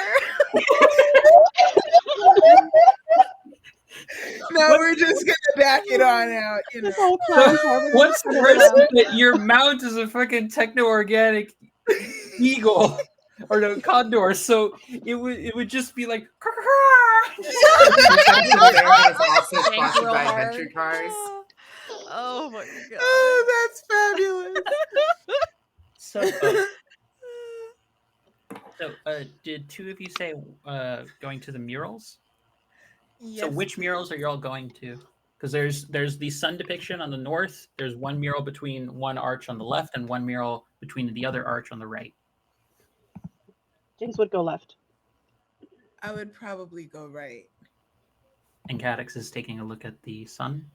I was taking down like just the images in their original state before we mess anything. Like mess with anything. Did you get close to either left or right? No, I was actually looking at the floor. Okay. Like, and in fact, I want to ask, while they're walking across this, do I, with either perception or like my curious stuff, see anything moving? I would say I love the description this card gives me for standard difficulty. Is typical task requiring focus, but most people can usually do this without intending to. This is a very nice good description. Yeah. Most people can do this. Everyone with That is neurotypicality so is just shady. like. Oh my god. But I will say it's a difficulty 2 task to notice if anything stands out. So you have perception training. That's 1. Yes. So it makes it a 1 difficulty. Yeah, 1. I'll keep it at that. Roll, baby. Thank God, because I rolled a 4. Your rolls are just not good in this game. They're Aside from that really 15. bad. That 15 no. is an anomaly. That was an 11. That wasn't a 15. 11. Oh, right. That's just 2 1s. That's the point still stands. Anyways, I will say you do notice one distinct thing, Cadix, along the pattern, along the floor. Pardon. Floor pattern. Okay. Every time anyone is walking across any part of this room, you're hearing. There's almost like a thrum, and very. It's very echoey in this place. It's. Imagine being in. Both of these will work. Either an extremely nice bathroom with great acoustics, or being in like the staircase of a building with fantastic acoustics. Every bit of movement in here is causing echoes of sound to have happen. I think I will make sure to point that out. Just Okay. hey, keep your eyes and ears open. This is very echoey, and I don't know what happens if we get too loud. Though I'm really curious to find out. But these are so pretty. I don't want to break them. I don't want to break them. I'm looking at Errol. Not yet. We can break them later. This class, I'm gonna be sad. So, Jinx, I'll start with Jinx, actually. Jinx, as you move to the left mural, you're not touching it. I know, you're looking at it. This one has a different sun depiction. and you see the face that is there. The eyes start looking at you. Girl. Oh. Hi. Hi. And she's like waving at the others, like, you can see me? Oh yeah, I can see She's everything. using her inside voice, you know. I can see Okay. everything that's happening in this room. Also, Enoch, when you go to the other side, exact same thing happens, but it's a lunar depiction. And yours goes, Oh, nice. "Hello, how you What's doing up? here? Good, good. How you feeling? I'm feeling good." Nice. So, what's tea? What gives? What is this place? Three different social groups form of asking what the fuck is up here. I love it. Seduce the moon. Seduce the moon. I'm working on it. Let me do my thug thistle. It'd be way too hard. So Enoch, it's like, well, depends. You want to have a conversation with me? Sure. All right then. Then depending on what you ask me, I'll tell you what I know. So that's what you have happening, Enoch. Jinx, are you bringing someone else over? Because both of you are realizing this at the same time. It's like Well, she right was as like you walk in. waving at Catax, because Catax is Yeah. always the one who writes shit down It- for her. Like, Anytime she waves, I would be like running up, like, "Hi!" hi, I'm Jinx. That's Catax. Who are you? I'm Emery. Hi, That's an Emery. awesome Nice to name. meet you. Thank you. Oh, my I didn't word. name myself. Who named you? Oh, the folks who used to be here. Were they nice? No, I'm sorry. they're the worst people in the world. Are they gone? Definitely. That's good. So I don't know if it's curious ability or what, but I basically can detect falsehoods, pure solutions, and disguises. This one is lying right with their teeth. I think, Immediately. yeah, like I can't say this You are in her head. so lucky you have that. You chose Yep. that fucking. So I'm gonna Yeah. tug, like Jinx. We've been together for a minute. I'm gonna tug on your sleeve and kind of give you that look of like kind of like a wink, like a people use their finger on their nose, something like that. Yeah, and she's like, well, so how long have you been here? Oh, I'm relatively new. That's good to know. So, uh, is the son over there unhappy? And she points to the middle one. He's happy as can be. That's what I thought. That's, I think, what the face says. You, what's their pronouns? I don't want to be rude. Oh, they'll accept any. All right, so This no. one, above table. This one is the truth. This one is the truth. This Okay. clarification for above table. Above table. This is the truth. Will accept any. I do. One yard always tells the truth, one always lies, but they both respect pronouns. No, they suspend the rule when it comes to the pronouns and designations. so I mean, do they good. like being touched? Say that again. Sorry, what? Do they like being touched? Yes, they definitely like being touched. They do. That's good to know. How about you? Oh, I definitely do like being touched. Okay. Mm-hmm. That's really good to know. Does the other son have a name? Oh, the other one's definitely a son, and they definitely don't have a name. Okay. That's really interesting. Moving over to Enoch's conversation. You saw how she put her hands behind her back, like, lean back just a little bit. Slowly backing away from this. I have a very important question. Yes, I wanted. I was going to get to Errol. Did Errol hear? Yes, I do like to be touched. Would Errol have heard Depends that? where Errol is, because if Errol Enoch hasn't is holding chosen- on to, if Enoch is holding on to Errol, that's just not a bit, and you're actually doing that. You are on the right side, so you're hearing Enoch's conversation. Because Errol hadn't picked a lane at that point. No. That's true.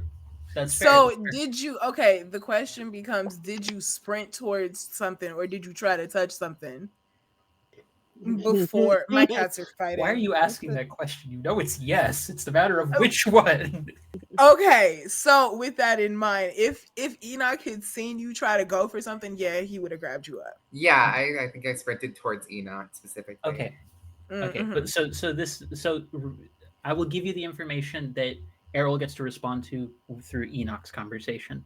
So Enoch, what do you ask, if anything, to this mural?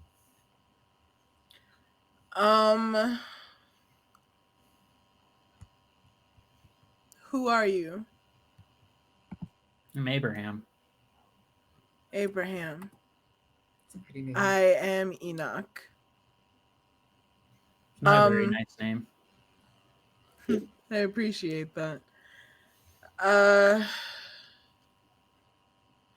I think. Oh yes. This is my friend Errol. I'm Errol. Hi. Oh my god. Do you like being touched? Can I hug you? I No, love being touched. no, no, no. I think Enoch is going to. Just knock her out. Not so honestly.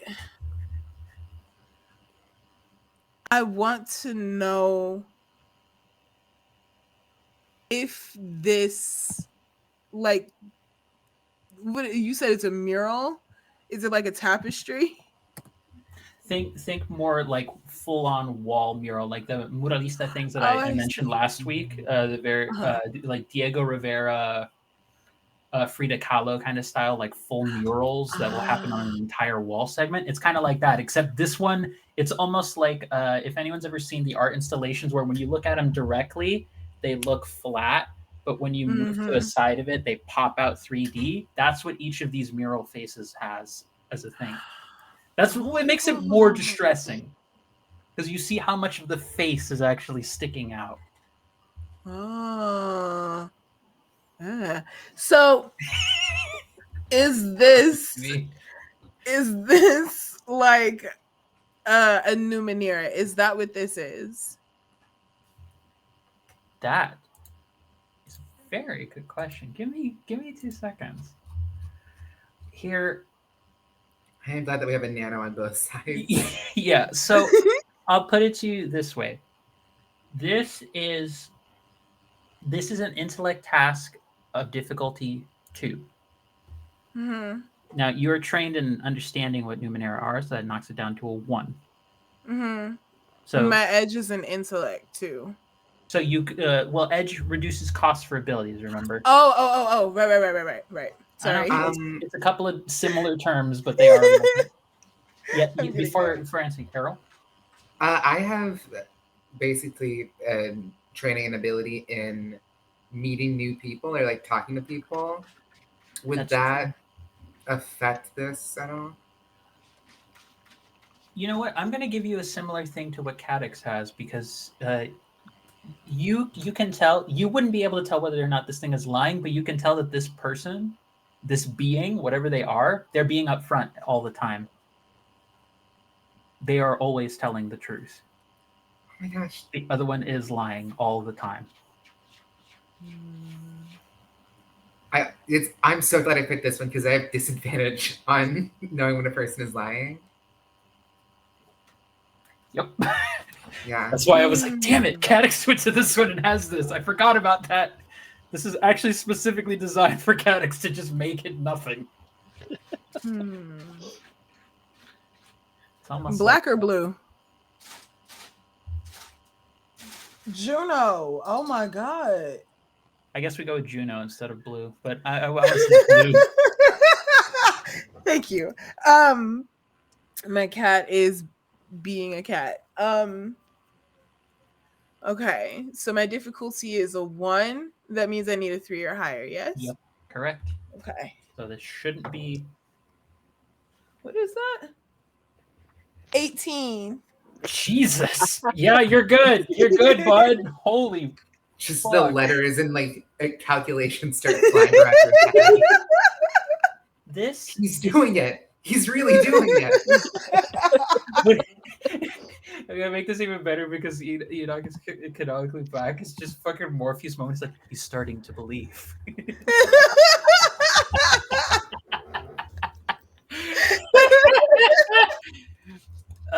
So let me see. Let me double check one quick thing here. Mhm. Yes, past Angela. You wrote down the correct page number.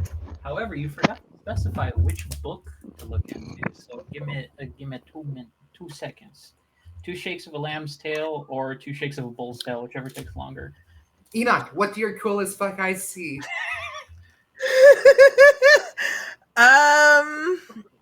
Well, currently I am looking at you lovely people and I am ogling the fuck out of this cat. Such a cutie pie. Precious. So cuddly. Yes. So I will note this specific mural is not a Numenera. It appears to just be technology incorporated into the structure. That's cool as hell. However, I will say with looking around the mural, there is a Numenera here. Because you did do an identifying Numenera one. Mm-hmm. Yeah, it was identifying Numenera. So this one, this would be a cipher. Because of your training and such, and you identified it correctly, this is called. You'll see it's in a notch on the side of the mural. Mm-hmm. That you could just pry it off, and you see it basically looks like it's a wristband. This is called a temporal viewer. Displays moving images and sound up to 10 minutes per cipher level and length, depicting events that occurred at the location up to 1 year prior. The user specifies the time period shown by the viewer. And because I rolled it extremely high, it's a level 9 temporal, which means you have approximately 90 minutes to look at events that happened up to a year prior. Hey, Ooh, talk to Enoch. So nice. Okay. Errol, wait, before you go, before you ask, Errol? nice ball person. What should we do to win this? To win this room? I don't know. You should probably focus on the sound and the lights, especially the sounds you're making up there in the center. I'm pointing, but the mural is not pointing. I want to make that clear. There wasn't a sudden sentient hand that appeared. That would have been much more horrifying. It hops out of the wall, just like little. Don't give me ideas. Don't give me ideas, Noelle. I will consider it. I'll figure out how to stat stuff in the system just for that purpose, just for a jump scare. But you get this. The mural on the right does indicate that something related to movement and sound will be a way to get out of the room.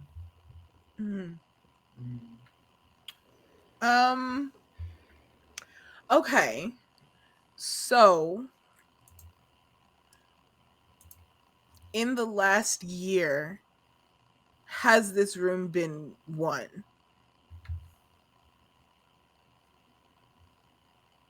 Yeah, there was some people here a short time ago. Cool. Where's that temporal viewer at? Right. Does the wall, do we have to pry it loose in order to see it, or does the mural itself display it? The mural itself, it's just a component in the wall. The only reason you're able to see is because you know what Numenera, like the typical structures for them are, and you succeeded the task. So I'm just giving you the cipher. It is, and because you know the level and Yeah. everything for it, like you could use it and you could try and look back. That's actually a very clever usage of it. I hadn't thought about that. Yeah, I'm gonna do that. I would like to do that. When did they come in? I didn't specify an exact time, but that's the correct question to ask. The mural will specify the exact time that is within the time frame of a year. Okay. Actually, it lines That up. was smart. It lines up approximately. I would say if you tell this to Jinx, it lines up with around the time the mentor went missing. Jinx, come look at this shit. Ooh, Jinx, come and take a peek, friend. I'm just gonna say, it was so nice to meet you. Let me go talk to my friends. We'll be right back. And she's just like, You're all so beautiful and so wonderful. It's so great talking to all of you. thank you so much. It's so nice to talk to you too. And she's just gonna grab Cadix and just like Cadix knows the mural just said, "All of you, fuck off." Yeah, like Cadix's eyes, like you're pulling Cadix, but there's definitely like the head's just like, Especially there's some you. stress You look starting. Okay. Bless your We'll heart. talk later. You're so nice. Yes. Right. Bless Bless your your heart. Oh my god. But Jinx, so Enoch, are you activating the temporal viewer? I will wait. I want to wait until everybody is around, and then divulge everything that I've learned, and allow Errol the chance to do the same. While we're walking over there, is that other the frowny face son watching us?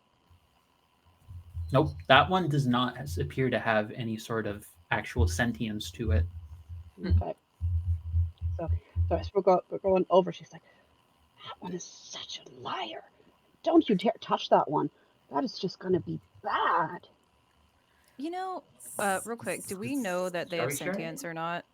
Jinx and myself. Say that again? Do Jinx and myself know that they don't have sentience? The north wall? Either the wall that we just talked to. You can tell from the way it interacts with you, the west wall has sentience, the left wall. The east wall, you don't know anything about that one. Right, so the liar is got sentience of some kind. Yeah.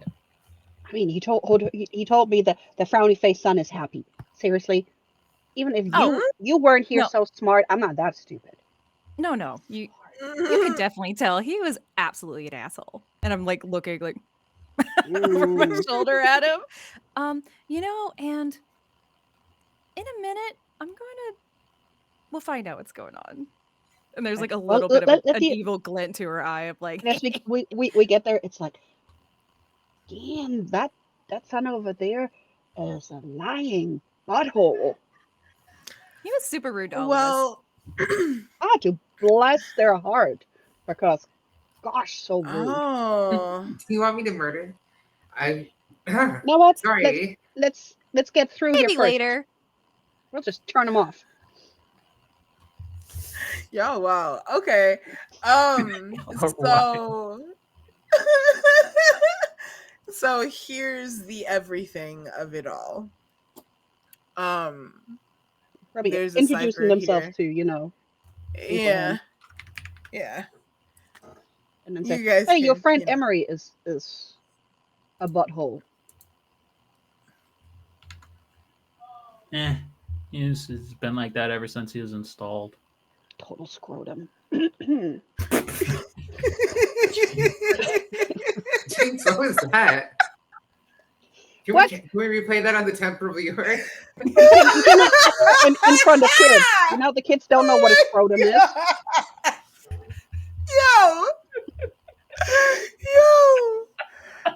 I think when you say Mama. that, Cadix is like looking back at it like, does it?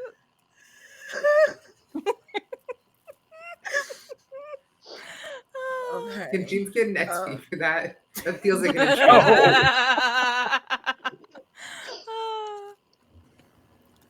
Yeah, so that one, Emery, he just lies constantly. Yeah.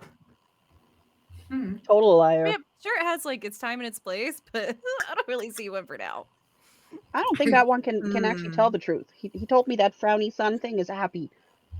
And also told us he likes to be touched. Do not touch. Time and its place. Yeah, you got it. You're really into lying all of a sudden. No, hold on. To maintain peace in a collective group, sometimes you just gotta, fib a little bit. White lies are fine, but those weren't white lies. Yeah. That Oh was no, I didn't think that was that was Everything, good. insulting us. Yeah, he Well, was for rude. every, pretending they were not rude. everything ain't a white lie. I'ma just say that. No, I didn't see that. I mean, some people have No. secrets for good reasons, and it's like we shouldn't question them on that. And to maintain peace, you got to. To me, Right? me and Cadets are exactly on the same page here. We should never Yeah. ask people any questions ever that are hard to answer. Look, that's what the Aeon priest told me, okay? And they're always right. Given what Enoch's Jinx is looking experience. at her like, Yeah. uh-huh. Okay. And Okay, then boo. just turn her away. Hi, Abraham. Is that Yeah. sun face over there in the middle, the one that doesn't move? Is that one happy or angry? Oh, he's pissed off to all shit. That is much better. Thank you so much. Now, would you be able to tell us where to find the instructions how to get through this room? I think we just I started this might actually be temporal able to viewer. We help. can. Yeah, we can use the temporal viewer to see what happened the last time the doors were opened. Oh, well, now that is cool. All right, let's do that. Yeah, Abraham can. I think Abraham can show it to us. Abraham, would you mind showing us how the doors were opened the last time? Yeah, sure. I mean, I don't know what you're gonna find from that. Didn't end so well. And you see the mural itself. So you have to hold on to the wristband. So whoever's going to actually like use this is going to be for your cipher limit. But then you're going to use it, so it'll go away. But just know if it puts you over, your cipher limit, then I have to roll for dangers. I have one free. Oh yeah, Jinx. Okay, so Jinx could do the same. Yeah, please. Okay, so Jinx. It's actually kind of appropriate that Jinx is the one doing this. You have it as a device, and it's almost like there is a little panel. I'm going to say this is very much for whoever's seen the movie, the first Predator movie, the only good Predator movie. Stand by that statement.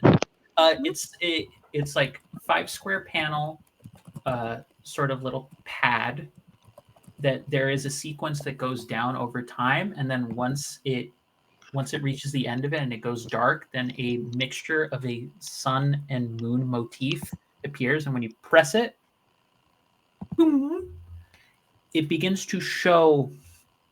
I'll say the best reference here is like the original Star Wars trilogy kind of like hologram kind of projection form. It's a hologram version of essentially what Enoch was seeing have happened with time.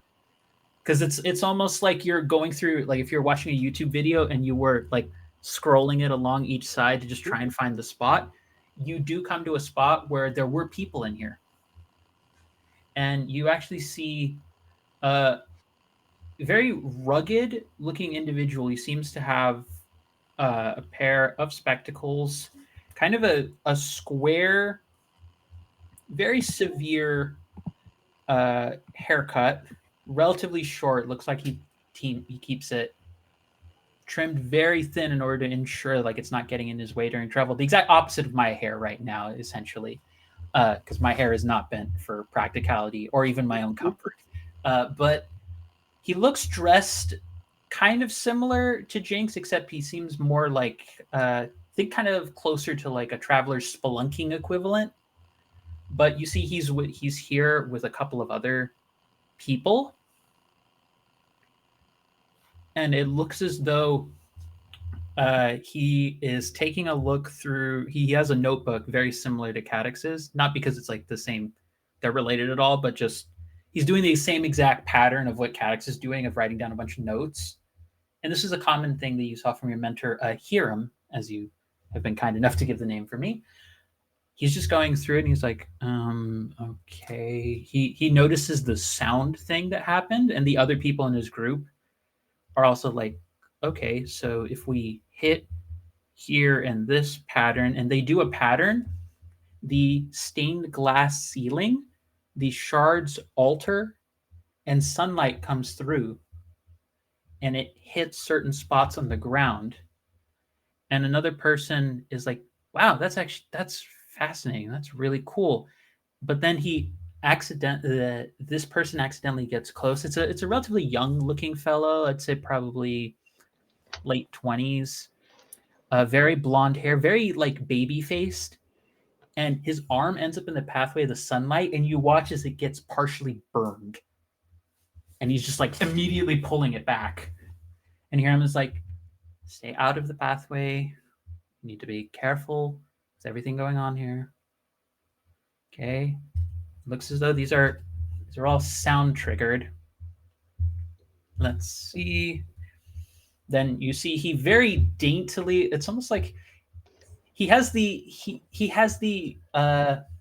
finesse of a ballet dancer. Essentially, you would never have known Hiram to have ever taken ballet dances, and yet he's very light on his feet, very twinkle toes. He hops onto different spots. He's even doing. I'm just gonna say he's doing effectively the ballet movements, and you see his face is increasingly reddening while still trying to stay serious.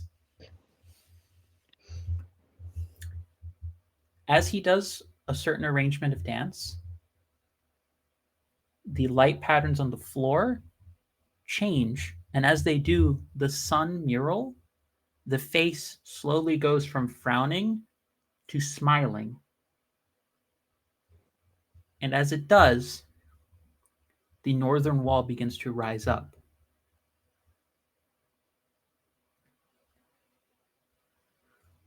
It's like, oh, well, that was simpler than I thought. Do you all hear something? And there starts being a sound echoing from back in the direction of where the antechamber would have been. And you start hearing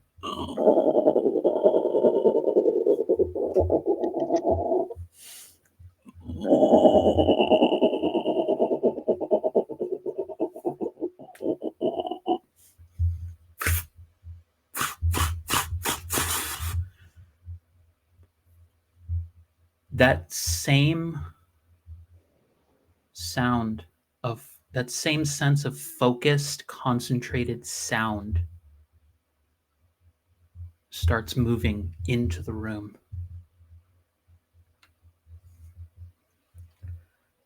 And we see like a flurrying in the air or something.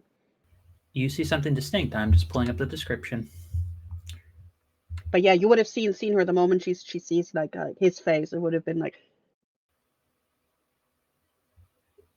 You would also see a 9-foot tall, black, shadowy silhouette of something that just seems to be composed. At best I can describe it, it's composed of focused sound. And the most striking feature of it, besides its appearance,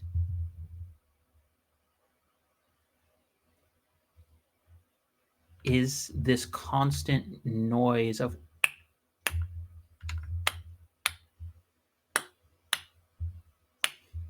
like a constant like clicking, like high pitched clicking noise that's constantly reverberating in the room. Echolocation. Yeah, does it look like it's seeing or is it like turning with the clicks? Everyone in the room, like Hiram, has just gone quiet. Stop. And the creature just keeps moving.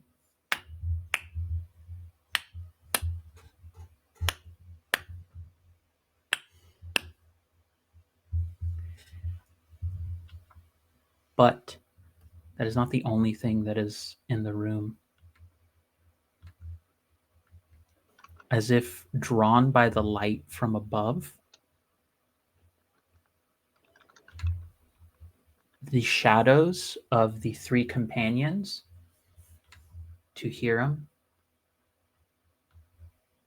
they grow.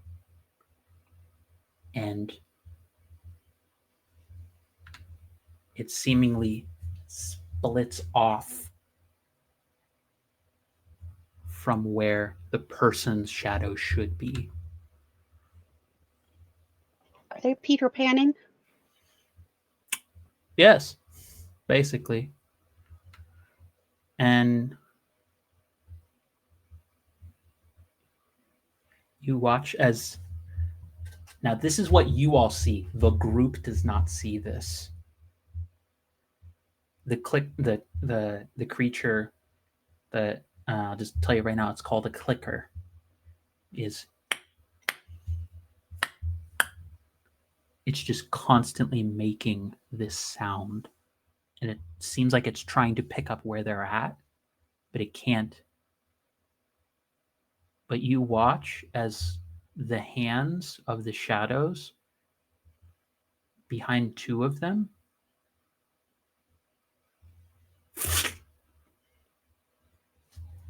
sharpen out and extend claws of darkness.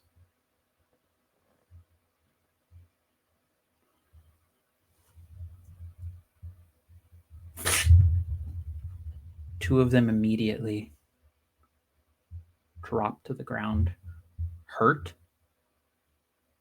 and the clicker goes, and it just almost like... The best way I can describe it is, for anyone who's ever seen Jacob's Ladder or Silent Hill live action movie, or just movies where you have the like constant head shaking effect. So if you've ever seen a Saw movie or anything where they have the like head that's like shaking back and forth, that's what all of its movement is like. It doesn't seem like it's moving. It's just kind of stuttering and then rubber banding back into reality at new spots.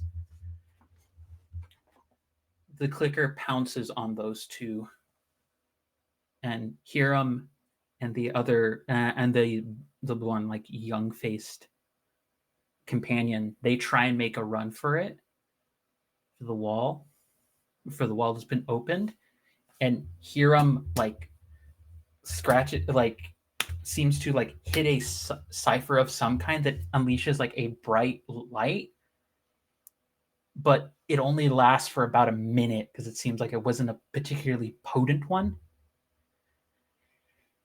And his friend, like, it's almost like these shadowy creatures wrap around, one of their arms wraps around his leg and tries to pull him through. And Hiram is like trying to hold on to him. He's like, no, you know, no. And he says, just go, Hiram, just go. And he pushes away. You have the solution. And you also know why a lot of things here, a lot of adventurers probably haven't made it.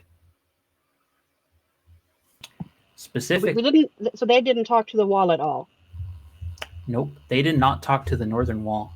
It looks as though it specifically sounds and related to either talking to these two murals or causing sounds with their feet on the floor that changes the light conditions. Now here's the thing. The sounds you're making, it echoes, which means they're loud. That was the biggest problem that you could take away from that, is that if you do anything like that, or if you spend too long in here, something is going to be attracted. All right, everybody catch a bubble. And then she's going to be like, Abraham, can you actually make the light move and open the door for us? No, it's not within my capabilities. I'm just Right. here to manipulate the mural if you talk to me All right, for so long enough. how do we hurt the shadow people? Light? Yeah, either that or you just fight them like you would any other creature. I mean, I'm pretty sure I can take them. I mean, if we do this, and she will remember the pattern, right? If we do this, we can always, all wait by the door. And then somebody got to do it, right? The lightning. And then right straight out through that door, all of us. As fast as we can. I could just, Okay. yeah. Go ahead. I mean, I can take Enoch with me if we want to have two people getting stuff ready. Well, okay, I have two ideas. I love this. So It's a bird call. okay. So one, I'm trying to be quiet, by the way. I don't think she knows how. So one, I can maybe manipulate this to do it quickly, or at least help us be quicker at it. Or two, I can get us through the wall potentially. We're not blowing shit up. No, I no, no, also no. It think doesn't we blow it up. have to. I think we have to solve this room if we want the core to. Like we Well, can't. Move. We can't Yeah. speedrun So- tactics. So, quick question, DM Mhm. here. Mm-hmm. I have a phase disruptor. Have I used this before or know exactly how it works? You are a nano, correct? Yep. You have an intimate understanding of Numenera as at base, so I would say yes. Particularly if it's your own gear, you have a sense of what it is. Yes. So I can put a portion of physical structure out of phase and we can walk through it. That is smart.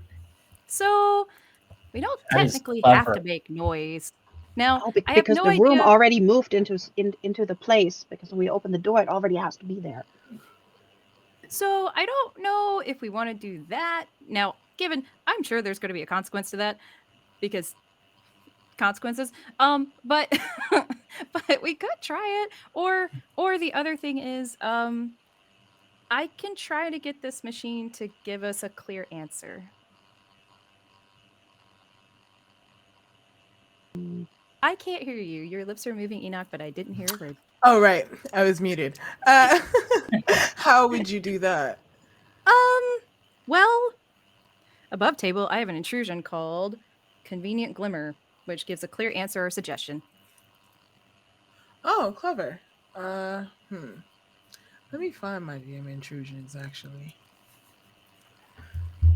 Your GM is going to go look at that helpful reference sheet I posted, I think, at some point. I am gonna look at my intrusions too.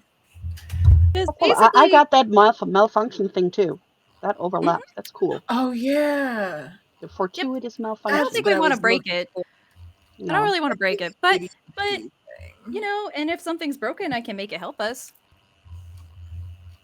Also, I can make a wall of fire Oh. in case the shadow thing comes. Can I also just, as like a precaution for all this, kind of light up my hand with electricity? We do have glowing orbs. I mean, I have glowing orbs in my thing. But also Enoch can make light, right? So Yes. but if we can block the other door with light, right, as we're ready to go, they wouldn't be able to come through that door. Okay. Well, I if mean- we make a hole in the door, I don't think it's gonna come. I can also Hmm. hold them off long enough for everyone to get through and then just zip over. I would What is the I most would quiet really way? love the chance. Putting a phase disruptor on it, I think. Mm. Well, it might make noise. Do I know if it makes noise? Because it also does vibration. Does it? Because vibration is probably on This room, I'm going to above table, and this is something your characters could work out just from walking around in here. This room is so echoey that basically any movement that is not done by a skilled professional trained in either something very physical or agile could accomplish the movements you saw without causing any difficulty for the group.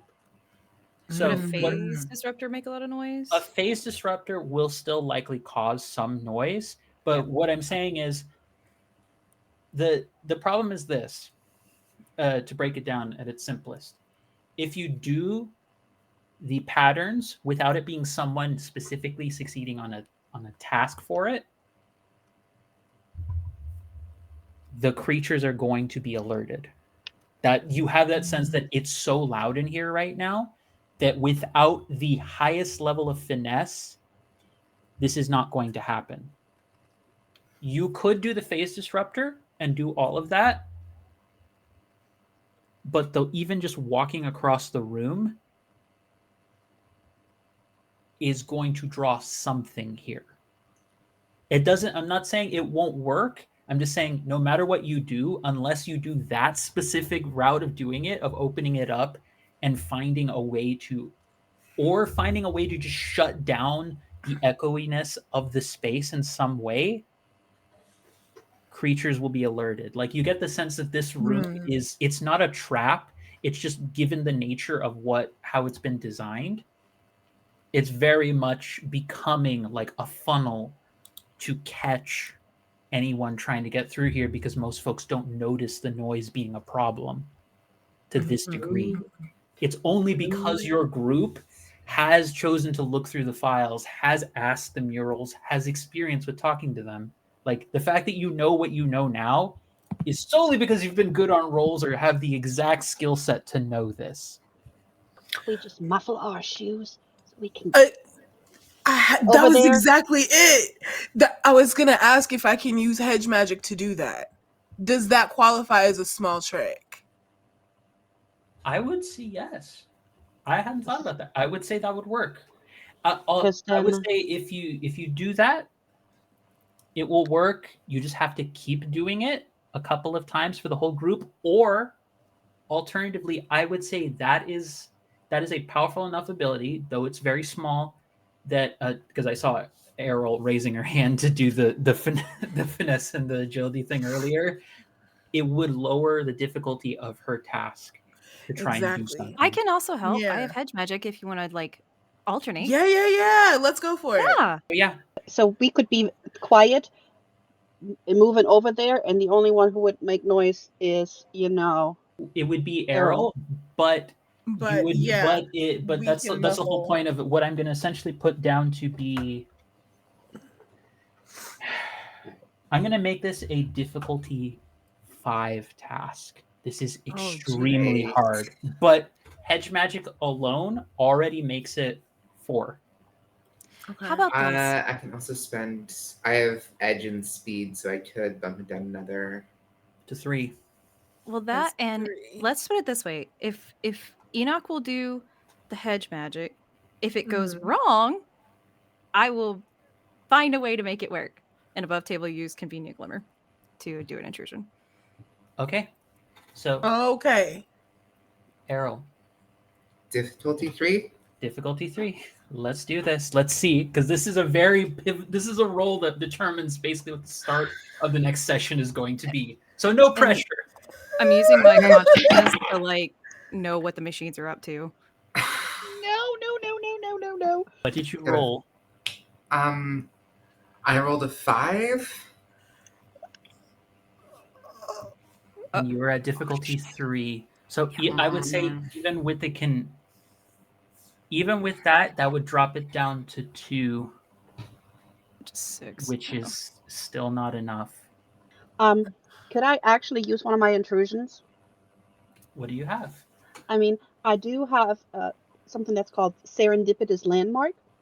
It's just like just when you think a path is lost, or you are, sometimes, or how anything it's like basically something suggests the best way forward from this point. So would I be able to tell her exactly where to move, not just to make this, but to get? Normally I would say yes, but I think I could have done this before. It's not so much that, it's more specifically because you already have the temporal viewer and having seen the scene and you already have that information, I don't think it's enough to warrant a full additional asset to lower the difficulty. So I guess I could. Okay, wait. I have a question.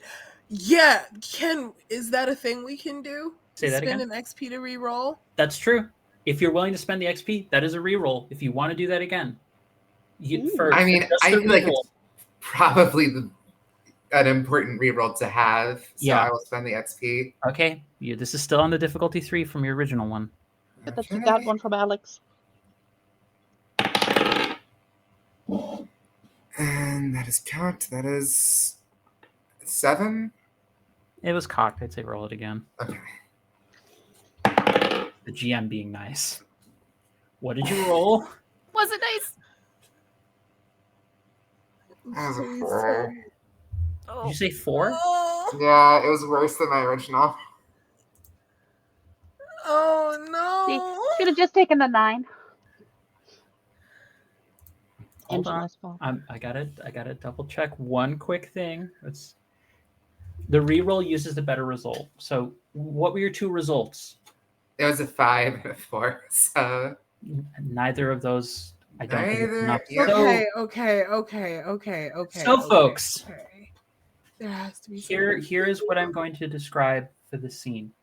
Great. So horror movie is happening now. It's not a horror movie yet.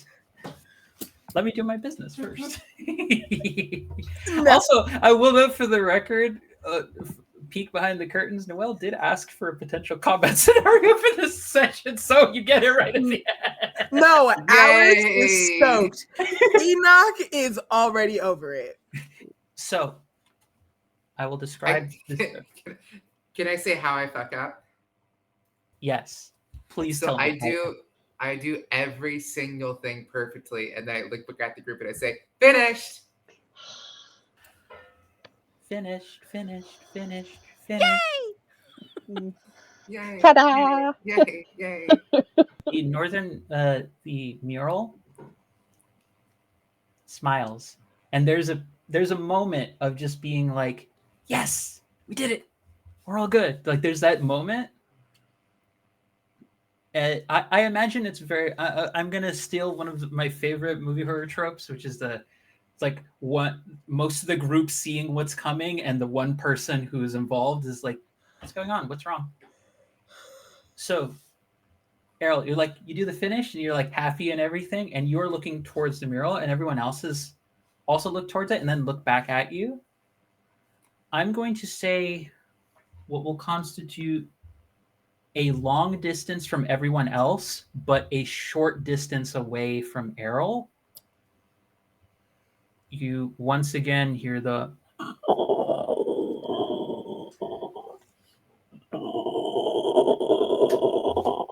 sound as the shape starts to appear as one of these clicker sort of creatures just sort of appears. And same deal, long distance from everyone, short distance to Errol. You see Errol's shadow, the like finish, starts to split off from Errol. And you notice also, Cadix, you were the one who used scan and you found the people's footprints. Yep. Earlier, right? You start to notice that the footprints that are being left behind, which is already weird enough happening in this room, but it's like shadowy marks of footprints that are left behind on the floor as two of these creatures appear, one each of them splitting off from the shadow from Errol's. One of them, the outline, looks very much like the young adventurer who you saw get pulled away, and whether he wanted to or not, left behind by Hiram. And you have the most horrifying realizations that you now have an explanation for why you saw the shadowy imprints outside as well. Sick. They travel. They Okay. travel. And They I travel. should note for the record, and this is the last thing I'm going to note before that is where we're going to close the session for today, because we are going to be at time soon, and I want to give us time to both me do the shout-outs and everyone to do their plugs. Cadix, there was more than two of them when you saw the footprints outside. There was more than two sets of footprints. Oh, I'm gonna do like that hush stage whisper reminder real quick for everybody. I think there's more than two. And that's where Remember the footprints. that's where we're gonna close this second session of Lurking Shadows, Guiding Light. Hence the name of the session. I was hoping beyond hope I'd get to use these. I haven't gotten to use these in 5 years, baby. I'm so excited. I'm super happy for you, but also I should have used the face whisper to was put so that out there. excited. girl, stress. Oh my god. But thank you, everybody who has been here, whether you joined for the entirety of the session or if you came just right near the end and were able to help us just be here and be amazing and do your whole self. So I'm gonna go around our overlay and let folks do simple talk about something that you're involved with. Try and keep it to like roughly like 2 to 3 things if you can, and just I'm gonna keep it going roughly a similar order. So Torin, you can feel free to shout out who you are and where we can find you. Thanks. So you can find me as Torin Talks Creativity on Twitch. As far as things I'm doing right now, I have this show and a couple others with Girls Run These Worlds in the next coming months. Very excited. Also, I do audiobooks, and so you can find that on my website via Twitch. Wonderful and glorious. I'm trying to forget. I'm forgetting, pardon, whether I said Vivi or Alex next. I think I said Alex next. So I'm going to go with Alex. Shout yourself out. Okay. Me. Okay, so I am on the internet as AlexAMA_. And I am also you'll find me bouncing around Batty Bards, doing Batty Bards things. So yeah, find me there. Fantastic. Noelle, shout yourself out. Hey, you can find me at Noelle Eve Palmer anywhere. That's Noelle. It's not Noe. It's confusing. Comics, art, working on some illustration projects right now, which I'm really excited about. If you've got a brick and mortar store, I have wholesale stuff available. So yeah, come at me. Can confirm. I have received a boba little sticker and a non-binary possum sticker. Both are cute, and my partner is ecstatic. Other reason for ecstatic Angela GM is Vivi. Shout yourself out. Hi, I'm Vivi. You can find the stuff that I do over the internet on vivacia.contactin.bio. Right now, this is the only game I'm playing on stream. Hope we're going to play some more on some point. And else, you can always find me hanging out on Discord, posting memes. The memes, they guide us. And they lead us. other stuff, So, spicy materials and all those sorts of things aside, and takes aside, my name is Angela Lemos Mogrovejo. I use she, her pronouns, and I've been your GM. You can actually see me very soon over on Horde of Tales, as we have had actually it's kicking off on International Women's Day when this is being aired. We are going to have Women in Gaming Month over at Horde of Tales, who's a fantastic channel who works with a more EU focused sort of community and drive to try and get more queer folk, more disabled folk, more BIPOC slash, I believe the acronym is BAME for EU context folk, to just have a space to tell amazing, fantastic stories. I'm going to be over there for a one-shot later on this month, facilitated by our own Ella Watts, who I'm sure many of you have played with before. And if you haven't, she's amazing. I can't talk her up enough.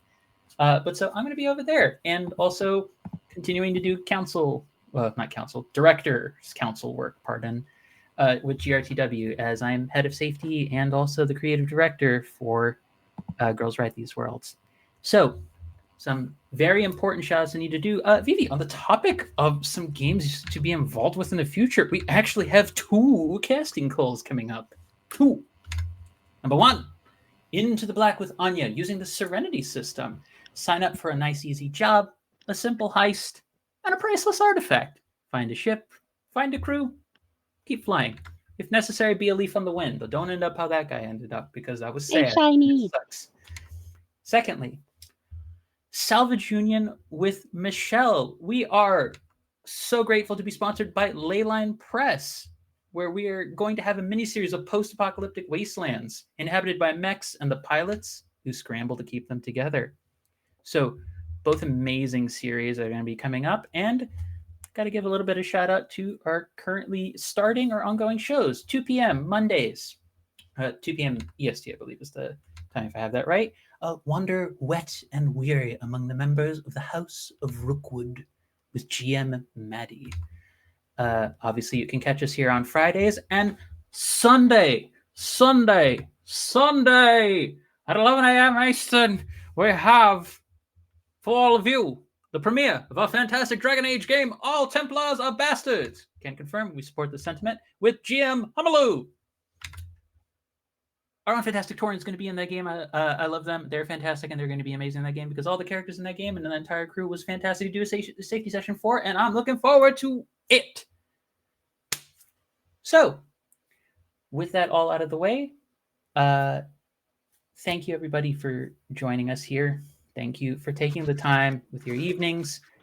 If you need be away from folks who away from other folks to just share in this space with us as we tell these stories, and not just on International Women's Day, but also during a month supporting the fantastic storytelling that women, femme, butch, queer women, disabled women, non-binary folk who align with femininity, everyone is getting involved with. The world is a scary place pretty much all of the time, especially so if you have anxiety, but even more so if you have the various intersections of femininity and all of the hangups that come with being cast down and being treated negatively for that. But there is a strength, there is a courage, and there is a conviction that I think these kinds of spaces cultivate that cannot be found in other places. I thank my fantastic cast for always reminding me of the beauty of storytelling, as well as the chaos and the ridiculousness and the averageness of everybody, because we have fantastical people, and yet some of the most clutch moments are coming from our most average character. You don't need to be fantastic to tell fantastic stories, folks. Come and play on our channel. Go and play on other amazing channels. Find your safety. Find your people. We're trying to bring more folks over here, and we look forward to having you share in the stories that we already have going on and the stories that we will tell. We hope you have a fantastic evening, everybody. Take care. Much love to you. Be safe out there, my loves. Until next week. Bye-bye. Bye.